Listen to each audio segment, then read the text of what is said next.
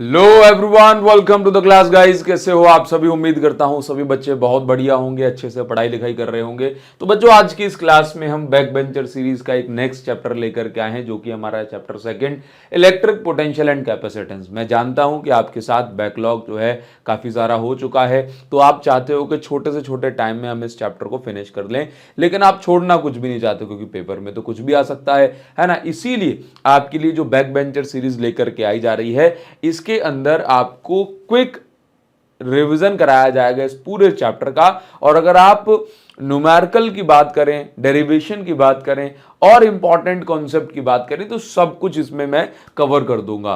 ठीक है, तो अगर आपका एग्जाम है थोड़े दिनों बाद, 2-3 दिन में, एक दिन में, या फिर आप बैकलॉग कवर करना चाहते हो, तो ये वीडियो आपके लिए एकदम बेस्ट वीडियो है। इसको आराम से देखो, प्रॉपर तरीके से नोट्स बनाओ, बहुत बढ़िया तरीके से आपका चैप्टर फिनिश हो जाएगा, है ना। और नोट्स तो आपको टेलीग्राम पे ही मिल जाएंगे, उसकी जरूरत नहीं पड़ेगी आपको। अच्छा, अगर आप किसी चैप्टर में बहुत अच्छी स्ट्रेंथ जो है आप चाहते हो कि भाई ये चैप्टर मेरा बढ़िया से हो जाए और एग्जाम में भी इस चैप्टर के सारे क्वेश्चंस मेरे फंस जाएं, तो आपको जरूरी है ऐसे क्वेश्चंस को प्रैक्टिस करना जो इंपॉर्टेंट है ना, जो एग्जाम पॉइंट ऑफ व्यू से काफी इंपॉर्टेंट है। क्योंकि कई बार क्या होता है कि बच्चे इररेलेवेंट क्वेश्चंस प्रैक्टिस करते रहते हैं, उनमें अपना टाइम दे देते हैं और उनमें से एक सिंगल क्वेश्चन उनको अपने पेपर में देखने को नहीं मिलता।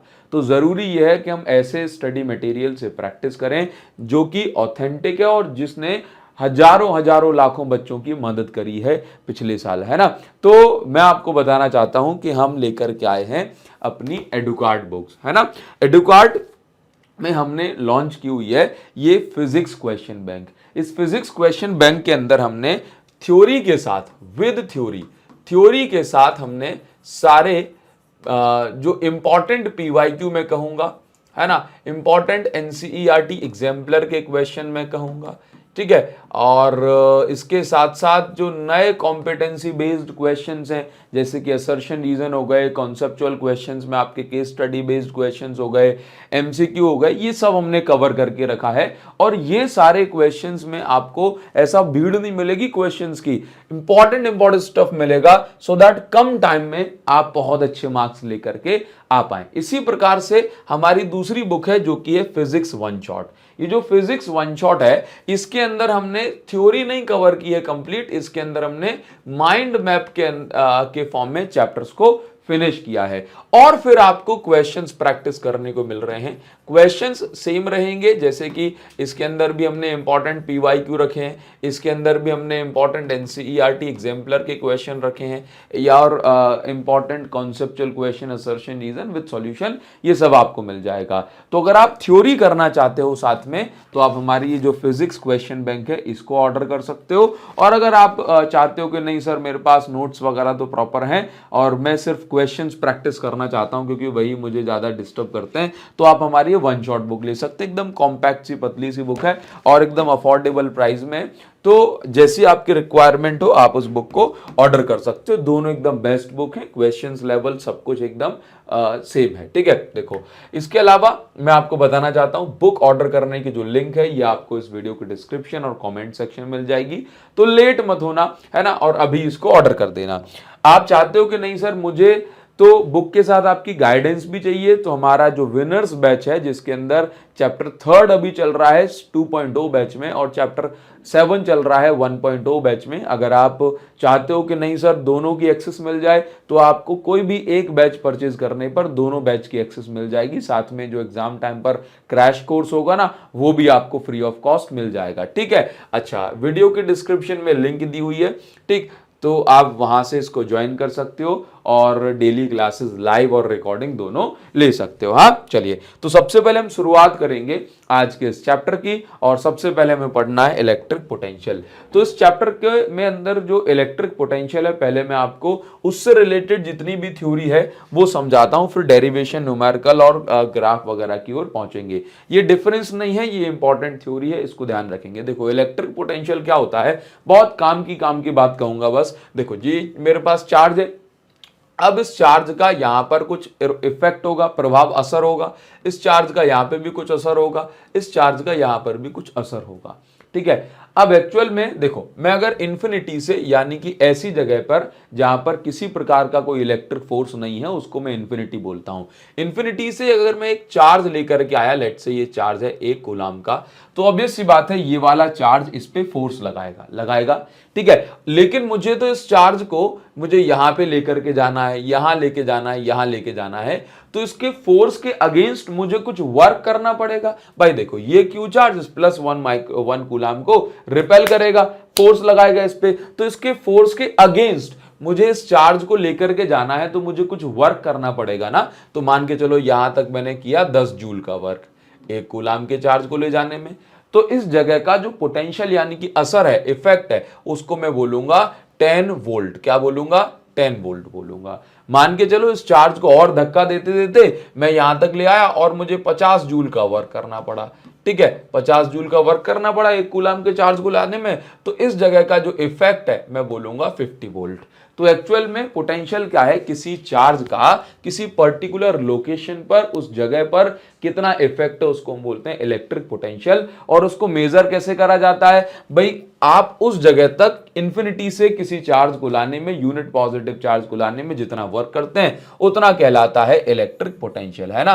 Formula V is equal to W by Q naught. Q naught हम वही टेस्ट चार्ज की बात कर रहे हैं, जिस चार्ज को आप लेकर के आ रहे हो। तो work done moving a unit positive charge from infinity to any point P is called electric potential. अच्छा, पोटेंशियल किसकी प्रॉपर्टी है? आंसर है पोटेंशियल जो है वो लोकेशन का गुण है, लोकेशन का फीचर है। क्योंकि देखो चार्ज तो यही है, लेकिन इस जगह पे पोटेंशियल कुछ और है, इस जगह पे कुछ और है, इस जगह पे कुछ और होगा। तो पोटेंशियल किसकी प्रॉपर्टी है? लोकेशन की। अच्छा, याद रखोगे कि जब आप इलेक्ट्रिक फील्ड की ही डायरेक्शन में मूव करते हो, जैसे इस डायरेक्शन में इलेक्ट्रिक फील्ड है और आप यहां से यहां जा रहे हो, आप यहां से यहां जा रहे हो, तो इलेक्ट्रिक फील्ड की डायरेक्शन में पोटेंशियल जो है ये घटता है। पोटेंशियल क्या होता है? घटता है। लेकिन अगर आप इलेक्ट्रिक फील्ड के अगेंस्ट जाओ, इलेक्ट्रिक फील्ड की उल्टी डायरेक्शन में, तो पोटेंशियल हमेशा बढ़ेगा। तो potential decreases along the field and increases in the opposite direction to field, ठीक है। अगर हम बात करें नेगेटिव चार्ज की, तो नेगेटिव चार्ज जो है हमेशा लोअर पोटेंशियल से हायर पोटेंशियल की ओर भागते हैं, और पॉजिटिव चार्ज हमेशा हायर पोटेंशियल से लोअर पोटेंशियल की ओर भागते हैं। हाँ, अच्छा, इलेक्ट्रिक फोर्स जो है ये कंजर्वेटिव फोर्स है। तो अगर आप इलेक्ट्रिक फोर्स के अगेंस्ट कोई वर्क करते हो ना, तो पाथ पे डिपेंड नहीं करता। जैसे मान के चलो कि ये Q है और इस Q से 1 मीटर की दूरी पर 10 वोल्ट का पोटेंशियल है, ठीक। तो ये पोटेंशियल कब आया होगा? जब आपने कुछ वर्क किया होगा। तो इलेक्ट्रिक फोर्स कंजर्वेटिव फोर्स है। इसका मतलब ये हुआ कि आप किसी चार्ज को भले ही यहां से सीधे लाके यहां तक रख दो, या फिर आप ऐसे लहराते हुए आ जाओ, या फिर आप पहले यहां जाओ फिर यू टर्न लेके यहां जाओ, आपका रास्ता कुछ भी हो, लेकिन अगर आपकी फाइनल पोजीशन ये है, तो हर बार आपको सेम वर्क करना पड़ेगा, है ना। क्यों? क्योंकि इलेक्ट्रिक फोर्स कैसा है? कंजर्वेटिव फोर्स है। इलेक्ट्रिक फोर्स के अगेंस्ट जो वर्क होता है वो रास्ते पे डिपेंड नहीं करता, वो तो सिर्फ फाइनल पोजीशन, इनिशियल पोजीशन पर डिपेंड करता है। तो अगर वर्क हर केस में सेम होगा तो पोटेंशियल भी हर केस में सेम होगा, यानी कि इलेक्ट्रिक फोर्स कंजर्वेटिव फोर्स है। इसलिए जो वर्क है वो रास्ते पर डिपेंड नहीं करता, what ever be the path. हाँ, तो उस आपका जो इफेक्ट है वो हमेशा सेम होने वाला है, ठीक है, क्योंकि वर्क अगर सेम रहा तो हर बार पोटेंशियल भी सेम होगा। ये काम की बातें हैं पोटेंशियल से रिलेटेड। अच्छा, इसके बाद एक और काम की बात जो मोस्ट इंपॉर्टेंट है, बच्चे हमेशा साइन को लेकर, मुझे पता है कि आप कहाँ अटकते हो, बच्चे हमेशा साइन को लेकर के हमेशा कंफ्यूजन में रहते हैं कि पोटेंशियल में कब नेगेटिव साइन लेना है, कब पॉजिटिव साइन लेना है, सर फोर्स में कब लेते हैं, कब नहीं लेते। तो हमेशा याद रखो भाई, देखो कभी भी जैसे मैं इलेक्ट्रिक फोर्स कैलकुलेट करता हूं, F is equal to K Q1 Q2 by R square, तो वहां पे कभी भी चार्ज का नेगेटिव साइन मत लो। इलेक्ट्रिक फील्ड निकालते हो, चार्ज का नेगेटिव साइन मत लो, क्योंकि फोर्स और इलेक्ट्रिक फील्ड जो है ये वेक्टर क्वांटिटी, यहाँ पे डायरेक्शन मैटर करती है। लेकिन पोटेंशियल हो गया, पोटेंशियल एनर्जी, ये स्केलर क्वांटिटी है। तो यहां पर चार्ज का जो मैग्नीट्यूड है, जो वैल्यू है, विद प्रॉपर साइन वही रखनी है। नेगेटिव चार्ज है तो माइनस क्यू रखना है, पॉजिटिव चार्ज है तो प्लस क्यू रखना है, जबकि फोर्स में अपन हमेशा प्लस चार्ज ही कंसीडर करते हैं, ठीक है। स्क्रीनशॉट ले लो इसका, टेलीग्राम पे भी नोट्स डाल दूंगा, ठीक है। अब आपको समझना है कुछ डेरिवेशन जो कि इंपॉर्टेंट है, मैं इसके अंदर कवर कर रहा हूं, ठीक है, इसको समझो जरा। सबसे पहले electric potential due to point charge, important derivation cover कर रहा हूं, यानी कि अगर आप ये कर लोगे तो आपके एग्जाम के लिए भी डेरिवेशन बढ़िया से कवर हो जाएंगे, ठीक है। अब इलेक्ट्रिक पोटेंशियल मुझे कैलकुलेट करना है किसके लिए, पॉइंट चार्ज के लिए। तो पहले मैं ये मान लेता हूं कि भाई मेरे पास यहां पर एक पॉइंट चार्ज है, ये रखा हुआ है पॉइंट ओ पर, लेट से ये रहा मेरे पास पॉइंट पी, और ये पॉइंट पी आर दूरी पर है, यहां पर मुझे पोटेंशियल निकालना है, ठीक। इन्फिनिटी से एक चार्ज को लेकर के आए और इस चार्ज को लाकर सबसे पहले हमने रख दिया ए पॉइंट पे।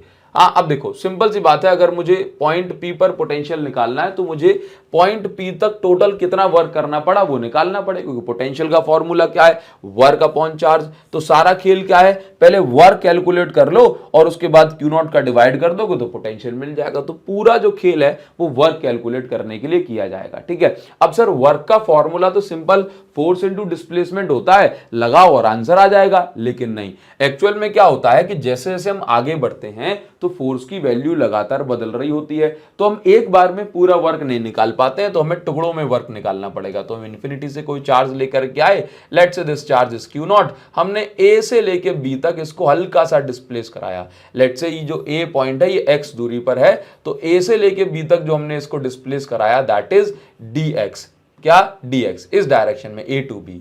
तो हमने कहा कि अगर मैं इस जगह पे देखूं तो फोर्स की क्या डायरेक्शन है, इलेक्ट्रिक फोर्स की, तो हमने कहा फोर्स लग रहा है इस डायरेक्शन में, तो आप ये चेक करो। तो हमने छोटा वर्क निकाला, dw is equal to F vector dot dx vector, ठीक है। अब dw डॉट हटता है तो हमेशा क्या आता है, कॉस थीटा। आपने देखा कि इस चार्ज पे क्यू नॉट पे फोर्स तो इलेक्ट्रिक फोर्स तो इस डायरेक्शन में लग रहा है, क्योंकि पॉजिटिव पॉजिटिव रिपेल करते हैं, लेकिन हम इसको मूव इस डायरेक्शन में करा रहे हैं। तो आप ये देखोगे कि दोनों के बीच में कितना एंगल ऑपोजिट है, तो 180 डिग्री, तो यहाँ पे 180 रख दिया। cos 180 की वैल्यू -1 होती है, माइनस हमने बाहर निकाल लिया, एफ dx ये बचा।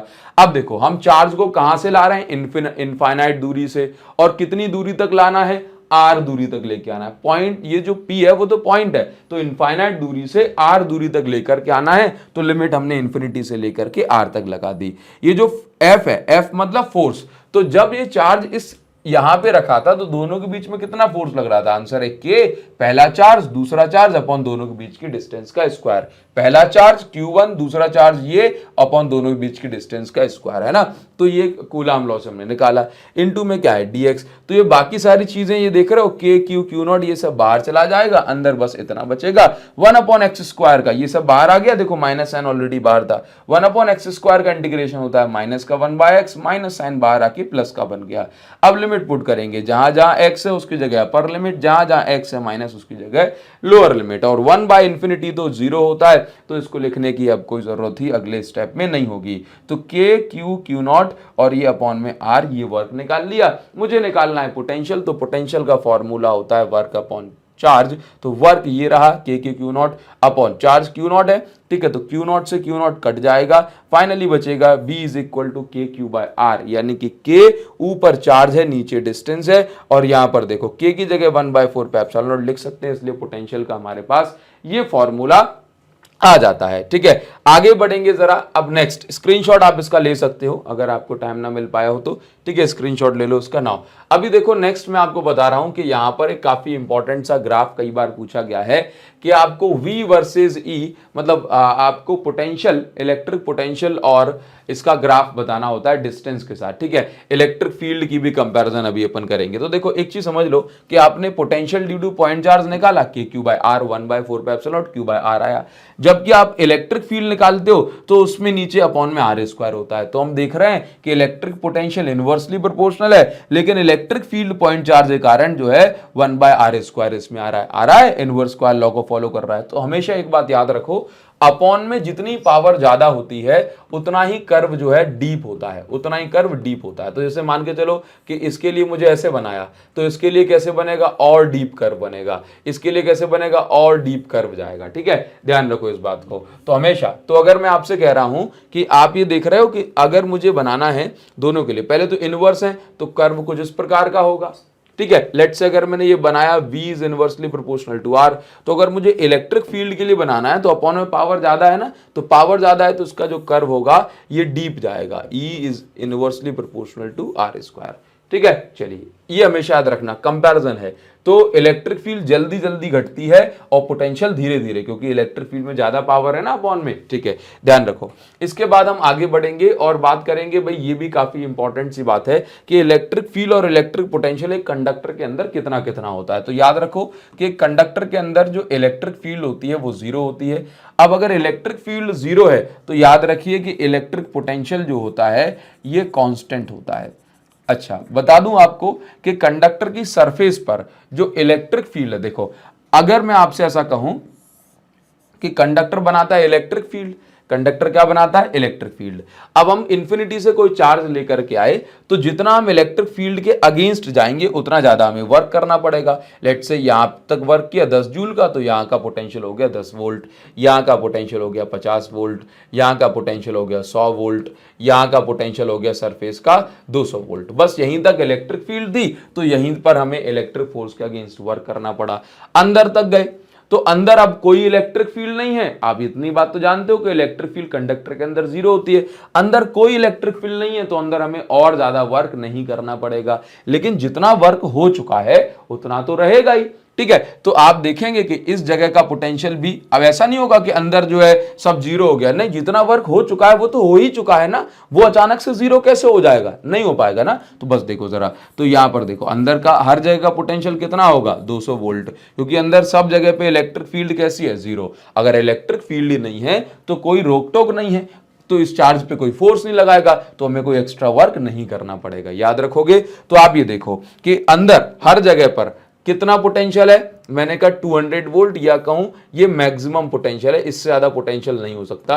अब क्योंकि हर जगह पे सेम है इसलिए मैं इसको कांस्टेंट ही बोल रहा हूं, ठीक है। ये पोटेंशियल मैक्सिमम कब तक रहेगा, तो देखो ये यहां पे जीरो डिस्टेंस है तो ये पोटेंशियल मैक्सिमम रहेगा, ठीक है। जब मान के चलो ये यहां पे भी मैक्सिमम, यहां भी मैक्सिमम, यहां भी मैक्सिमम, यहां भी मैक्सिमम और यहां भी मैक्सिमम। जैसे हम इस सरफेस से बाहर आते हैं पोटेंशियल देखो घट रहा है, पोटेंशियल घट रहा है ना। तो बस याद रखो कि अगर मैं यहां पर ग्राफ बनाता हूं, एक ग्राफ बनाता हूं, तो आप इस ग्राफ में क्या पाएंगे कि जो इलेक्ट्रिक पोटेंशियल है, ये देखो मैं ग्राफ बना रहा हूं V वर्सेस R, तो आप क्या पाओगे कि इलेक्ट्रिक पोटेंशियल जो है, अगर मैं बिल्कुल सेंटर से शुरुआत करूं जीरो से, तो आप देखोगे कि यहां पे सेंटर पे कैसा है, मैक्सिमम। और ये मैक्सिमम ही रहता है जब तक हम सरफेस पर ना आ जाएं, और सरफेस पर दूरी क्या होती है, कैपिटल R। तो हमने कहा सरफेस पर दूरी कितनी है, कैपिटल आर, यानी इसके रेडियस के बराबर, डिस्टेंस बराबर है रेडियस के। और जैसे हम इससे बाहर निकलते हैं ये कैसे, ये घटने लगता है, तो v is inversely proportional to r। और अब पता है आपको कि ये जो शेल है ना, ये जो स्फीयर है, ये पॉइंट चार्ज की तरह ही एक्ट करेगा बड़ी डिस्टेंस पे, है ना, तो इनवर्सली प्रोपोर्शनली हो जाएगा। अच्छा, इलेक्ट्रिक फील्ड की बात करें तो इलेक्ट्रिक फील्ड के लिए कर्व बनाना हो तो आप देखो जरा, इलेक्ट्रिक फील्ड अंदर जीरो है, जीरो है, जीरो है, यहां तक जीरो रहेगी, तो इलेक्ट्रिक फील्ड के लिए कर्व बनाऊं तो ऐसा बनेगा, यहां पे यहां तक जीरो, जब तक दूरी रेडियस के बराबर नहीं हो जाए। और आप समझते हो इलेक्ट्रिक फील्ड सरफेस पे कैसी होती है, मैक्सिमम होती है, ठीक है। कितनी होती है, सिग्मा बाय एप्सिलॉन नॉट, पिछले चैप्टर में पढ़ी है। तो सरफेस पे इलेक्ट्रिक फील्ड कैसी हो गई, मैक्सिमम हो गई। और उसके बाद जैसे अपन बाहर आते हैं इलेक्ट्रिक फील्ड भी घटती है, और किस तरीके से, E is inversely proportional to R square. यहाँ पे E है, ये R है, ठीक। तो ये ग्राफ हो गया, काफी इंपॉर्टेंट है, इसको आप बढ़िया तरीके से पढ़ते हुए समझते हुए चलोगे, ठीक है। चलो आगे बढ़ जाते हैं। अब जैसे मान के चलो कि पॉइंट चार्ज पर बेस्ड किस तरीके से क्वेश्चंस आते हैं, ठीक है। अच्छा, मैं आपको बताना चाहता हूं कि अगर आप चाहते हो प्रॉपर तरीके से आपको ऐसे प्रॉपर कंप्यूटराइज नोट्स मिल जाए फ्री ऑफ कॉस्ट, जिसके लिए आपको कोई पैसा ना देना पड़े, तो आप क्या करोगे, आप जाओगे ऐप पर। आप कहां जाओगे, आप हमारे ऐप पर जाओगे, जिसकी लिंक आपको इस वीडियो के डिस्क्रिप्शन में दी जा रही है। आप ऐप पे जाओगे तो वहां पे हमने एक डॉक्स फोल्डर बना के रखा हुआ है, उस डॉक्स फोल्डर के अंदर जाना और आपको चैप्टर 1, चैप्टर 2, चैप्टर 3, चैप्टर 4, 5, 6 ऐसे आपको प्रॉपर नोट्स मिल जाएंगे। तो ये इसमें आपको दिखाया गया है किस तरीके से प्रॉपर लैंग्वेज के साथ, अजम्पशंस के साथ आपको किसी भी डेरिवेशन को या किसी भी थ्योरी को किस तरीके से लिखना है। एकदम शानदार से नोट्स हैं, कोई पैसा नहीं ले रहा हूं, मेन पर्पस है बस आपकी मदद करना, ठीक है। अगर पैसा मोटिव होता तो भाई ये भी आप बच्चे जो है इसको खरीद लेते हैं, ठीक है। तो मुझे पैसा नहीं आपसे चाहिए, हाँ, क्योंकि कोर्स वे बच्चे जो है आप सफिशिएंट हो, ठीक है। तो ये सारी चीजें आपके लिए एकदम फ्री सर्विस है, आप इसको बढ़िया तरीके से आप ले सकते हो, ठीक है, ध्यान रखोगे, एकदम फ्री है, कोई पैसा नहीं लूंगा। चलिए तो आगे बढ़ेंगे और देखो इसमें आपको कुछ क्वेश्चंस मिल जाते हैं। क्वेश्चंस कैसे, कभी भी कोई क्वेश्चन मिल जाए, लेट से मान के चलो कि आपको कह दिया कि ये आपके पास एक चार्ज है, इसको हमने बोला Q1, इस पॉइंट P पे आपको पोटेंशियल निकालना है और ये पॉइंट P R1 दूरी पर है, ठीक। अच्छा, एक दूसरा चार्ज है, ये मान लेते हैं ये कहीं भी रखा हो सकता है Q2, और ये मेरे पास ये पॉइंट P जो है यहां से R2 दूरी पर है। लेट्स से Q1 की वैल्यू है 4 माइक्रो कूलाम, 4 कूलाम मान लेता हूं, थोड़ा सॉल्व करने में आसान रहेगा, और उसकी वैल्यू -2 कूलाम। लेट्स से हम ये कह देते हैं कि यहां पर ये डिस्टेंस है 10 सेंटीमीटर और ये डिस्टेंस है 12 सेंटीमीटर, तो पॉइंट P पे पोटेंशियल निकालना है। तो पोटेंशियल निकालने के लिए बस सिंपल सी इतनी बात याद रखो कि पोटेंशियल क्या है, V इज इक्वल टू, पहला चार्ज भी पोटेंशियल बनाएगा यहाँ पे, दूसरा चार्ज भी पोटेंशियल बनाएगा, तो V is equal to K Q by R, है ना। तो K पहला चार्ज कितना है, K Q बाय R, तो K Q बाय R की वैल्यू कितनी है, R की वैल्यू चलो यहाँ पे R1 प्लस K, ये Q1 है, Q2 बाय R2। सर आपने तो कहा था माइनस साइन लेना, हाँ बिल्कुल लेंगे जब वैल्यूज पुट करेंगे। हाँ तो यहाँ पर K तो हमने कॉमन ले लिया, Q1 की वैल्यू कितनी है, Q1 की वैल्यू हो गई लेट से 4, प्लस का है तो प्लस का, R1 की वैल्यू 10 सेंटीमीटर, सेंटीमीटर को मीटर में कन्वर्ट कर लिया, K तो कॉमन निकाल लिया, Q2 की वैल्यू -2 है ना, तो ये माइनस साइन आपको यहाँ पे पुट करना है, -2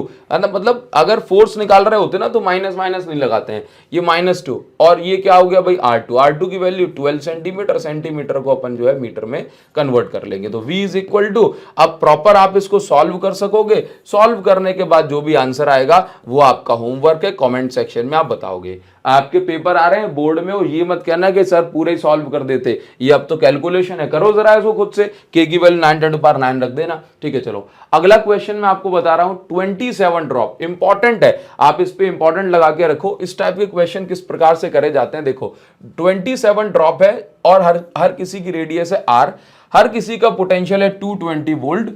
इन ड्रॉप्स को आपने कंबाइन करके एक बड़ी ड्रॉप, एक बिगर ड्रॉप आपने बना दी, तो आपको उस बड़ी वाली ड्रॉप का पोटेंशियल कैलकुलेट करना है। ऐसे कह देता हूं, मान के चलो ये आपके पास छोटी छोटी सी कई सारी ड्रॉप्स हैं। कितनी ड्रॉप कह रहा हूं सर, 27 ड्रॉप है। हर ड्रॉप की रेडियस कितनी है, R, ठीक है। हर किसी का पोटेंशियल कितना है, 220 वोल्ट, हर किसी का पोटेंशियल है। तो इसका मतलब ये हुआ कि सबके ऊपर चार्ज भी कितना होगा, सेम होगा। क्यों, सबका पोटेंशियल, सबकी रेडियस सेम है, सबका चार्ज भी सेम होगा। अच्छा, तो अगर मैं छोटे वाले ड्रॉप का पोटेंशियल निकाल रहा हूं तो फॉर्मूला क्या है, KQ बाय R, और इसकी वैल्यू कितनी निकल के आती है, 220 वोल्ट, ठीक है। मुझे निकालना क्या है, मुझे निकालना है बड़ी वाली ड्रॉप का पोटेंशियल, तो मैं V' बोल देता हूं। बड़ी वाली ड्रॉप का पोटेंशियल, लेट्स से इसको मिलाकर के मैंने एक बड़ी ड्रॉप बना दी, ठीक। इनकी रेडियस थी R और इनकी रेडियस हो गई कैपिटल R, ठीक। तो बड़ी वाली ड्रॉप का पोटेंशियल निकालना है, तो बड़ी वाली ड्रॉप का जो चार्ज है अपॉन बड़ी वाली ड्रॉप की रेडियस।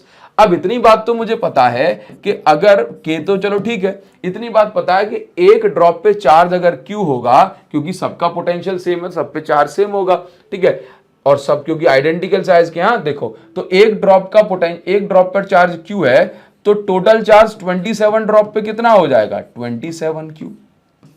मुझे पता है कि अगर हर ड्रॉप की रेडियस R है तो सबको कंबाइन करने पे रेडियस कितनी हो जाएगी, 27R। नहीं, गलती कर रहे हो। क्यों, याद रखो कि एक्चुअल में क्या होता है, जब आप किसी ड्रॉप को जो पहले 27 ड्रॉप थी, तो 27 ड्रॉप का वॉल्यूम और सब मिलाकर के जो एक ड्रॉप बनेगी उसका वॉल्यूम बराबर होगा। हाँ, तो उसको कैसे लिखेंगे, volume of 27 drop is equal to volume of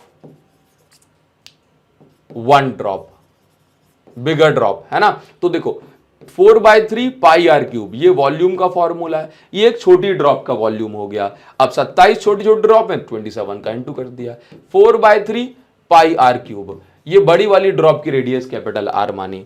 आप यहां पर देखोगे कि 4/3 पाई से 4/3 कट जाएगा, ये R क्यूब जो है यहां पर इस प्रकार से रूट बन के, क्यूब रूट बन के आ जाएगा, तो 27 इंटू R क्यूब, तो ये बाहर निकलेगा 3 और ये R हो जाएगा। तो इस प्रकार से R की वैल्यू जो हो गई, ये हमारे पास 3R आ गई। कितनी आ गई, 3R आ गई। मतलब आपको यहां पर कैपिटल R की वैल्यू भी मिल गई, कितनी, 3R।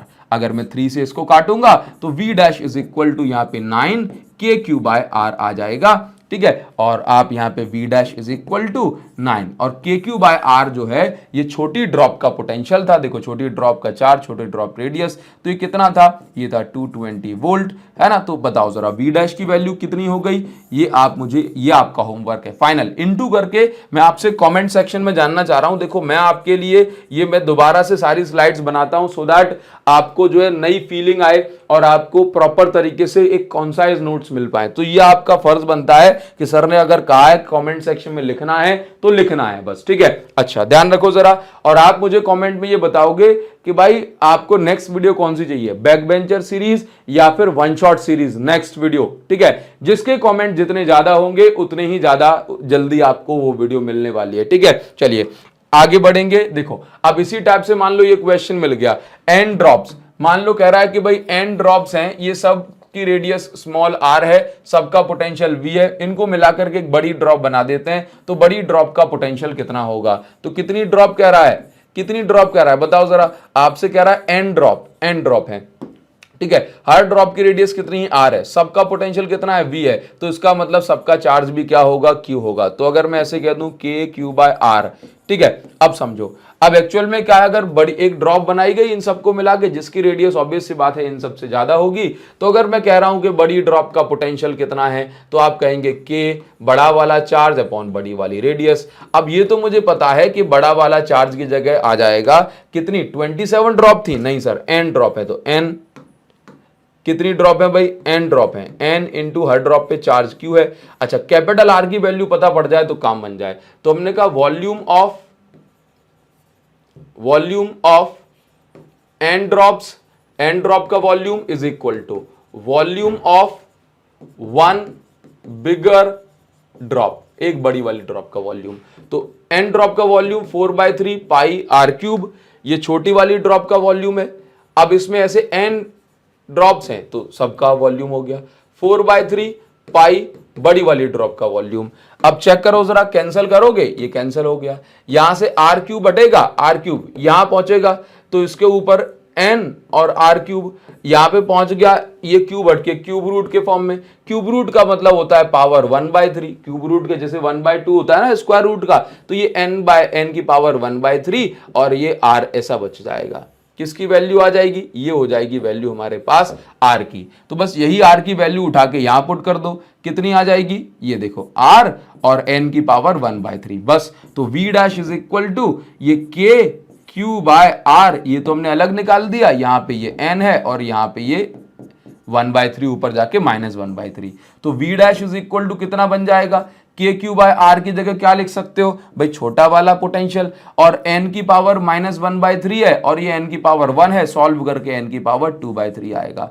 तो इस प्रकार से आप पोटेंशियल जो है इसका निकाल सकते हो, ठीक है। अब ये आपके MCQ वगैरह सब फॉर्म में पूछा जा सकता है। उम्मीद करता हूं आपको समझ में आया होगा। यहां तक अगर आपको समझ में आया तो कॉमेंट सेक्शन में मुझे लिख करके बताना कि हाँ सर क्लियर हो गया। आगे बढ़ेंगे जरा, देखो नेक्स्ट क्या बताता हूं आपको कि electric potential due to dipole on axial point. Axial point पर कितना पोटेंशियल बनने वाला है, एक्सियल पॉइंट पे कितना पोटेंशियल बनेगा। तो एक्सियल पॉइंट के लिए सिंपल सी बात है, आप तो इतनी बात समझते हो कि एक्सियल पॉइंट क्या होता है। ये हमारे पास एक डाइपोल है, ये -q चार्ज है, ठीक है। और ये हमारे पास क्या है भाई, ये हमारे पास एक और मतलब चार्ज है, इसमें यहाँ पे ये +q चार्ज है, ये +q चार्ज है, ठीक। मैं इसको सही तरीके से लिख लेता हूँ। लेट्स से ये पॉइंट हमारे पास A हो गया, ये पॉइंट हमारे पास B हो गया, यहाँ -q चार्ज रखा है या +q चार्ज रखा है, डाइपोल है, तो सेंटर टू सेंटर डिस्टेंस ये आपकी L होने वाली है, LL। और ये हो गया एक्सियल पॉइंट जहां पर मुझे पोटेंशियल निकालना है। तो मैंने कहा अगर ये सेंटर से लेकर के पॉइंट P तक की, सेंटर से लेकर के पॉइंट P तक की डिस्टेंस अगर R हुई तो R में से L घटा दोगे तो ये डिस्टेंस कितनी बचेगी, ये बचेगी R - L। और अगर आप इसी R में L और जोड़ दोगे तो ये डिस्टेंस कितनी बचेगी, R + L। तो जब भी आपको चाहिए कि +q चार्ज से पॉइंट P की डिस्टेंस क्या है, R - L, और -q से डिस्टेंस क्या है, R + L। तो मुझे डाइपोल के कारण पोटेंशियल निकालना है। तो डाइपोल में दो चार्जेस होते हैं, एक +q चार्ज और एक -q चार्ज। तो दोनों के कारण हम क्या लगाएंगे, फॉर्मूला। +q के कारण जो पोटेंशियल होगा पॉइंट P पे वो कितना है, k ऊपर q चार्ज, नीचे उस चार्ज से डिस्टेंस, ठीक है। अच्छा माइनस के कारण पोटेंशियल कितना होगा, तो याद रखो यहाँ पे हमने बड़े बड़े चार्जेस लिए ना +q, तो प्लस क्यू माइनस क्यू के कारण पोटेंशियल कितना, तो देखो के ऊपर माइनस क्यू तो माइनस आगे लगा दिया और माइनस क्यू चार्ज से जो डिस्टेंस है आर प्लस एल वो लगा दिया।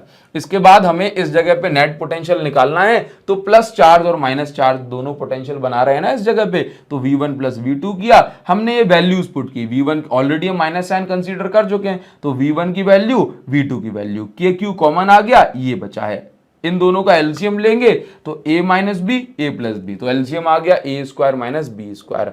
अब एलसीएम ले रहे हैं, यहाँ पे बस क्रॉस मल्टीप्लाई कर देना ऊपर सॉल्व करने के लिए, तो ऊपर ये r प्लस एल बन जाएगा, माइनस लगा और यहाँ पे r माइनस एल बन जाएगा। माइनस अंदर जाएगा तो भाई साइन चेंज हो जाएंगे, प्रॉपर सॉल्व करके r से r कट जाएगा, ये q इंटू 2l बचेगा, q इंटू 2l होता है p के p by R square minus L square बचेगा। इसके बाद हमने मान लिया कि यदि r बहुत बड़ा है l छोटा है, तो यहाँ पर हम क्या करेंगे भाई, आर स्क्वायर को तो रखेंगे लेकिन एल को हम नेग्लेक्ट कर देंगे, तो पोटेंशियल जो है हमारे पास बन जाएगा के पी बाय आर स्क्वायर, और के की वैल्यू आप समझते हो 1/4 पे एप्सिलॉन नॉट होती है। ठीक है, याद रखो। इसके बाद क्या है, तो आप देखो एक्सियल पॉइंट पे हमने इलेक्ट्रिक फील्ड निकाली थी डायपोल के कारण, तो उसके नीचे 1 में आर क्यूब आ रहा था और पोटेंशियल के नीचे क्या आ रहा है, आर स्क्वायर आ रहा है। तो इलेक्ट्रिक फील्ड क्या करती है, falls rapidly. Electric field dipole के कारण जो है ये जल्दी जल्दी जो है डिक्रीज होती है, जबकि पोटेंशियल डायपोल के कारण धीरे धीरे डिक्रीज होता है। ठीक है, याद रखो इसको। अब मुझे इक्वेटोरियल पॉइंट पे पोटेंशियल निकालना होता है, तो पहले तो मैं एक चार्ज वही माइनस क्यू चार्ज बना लिया और ये प्लस क्यू चार्ज बना लिया। ये पॉइंट ए है, ये पॉइंट बी है।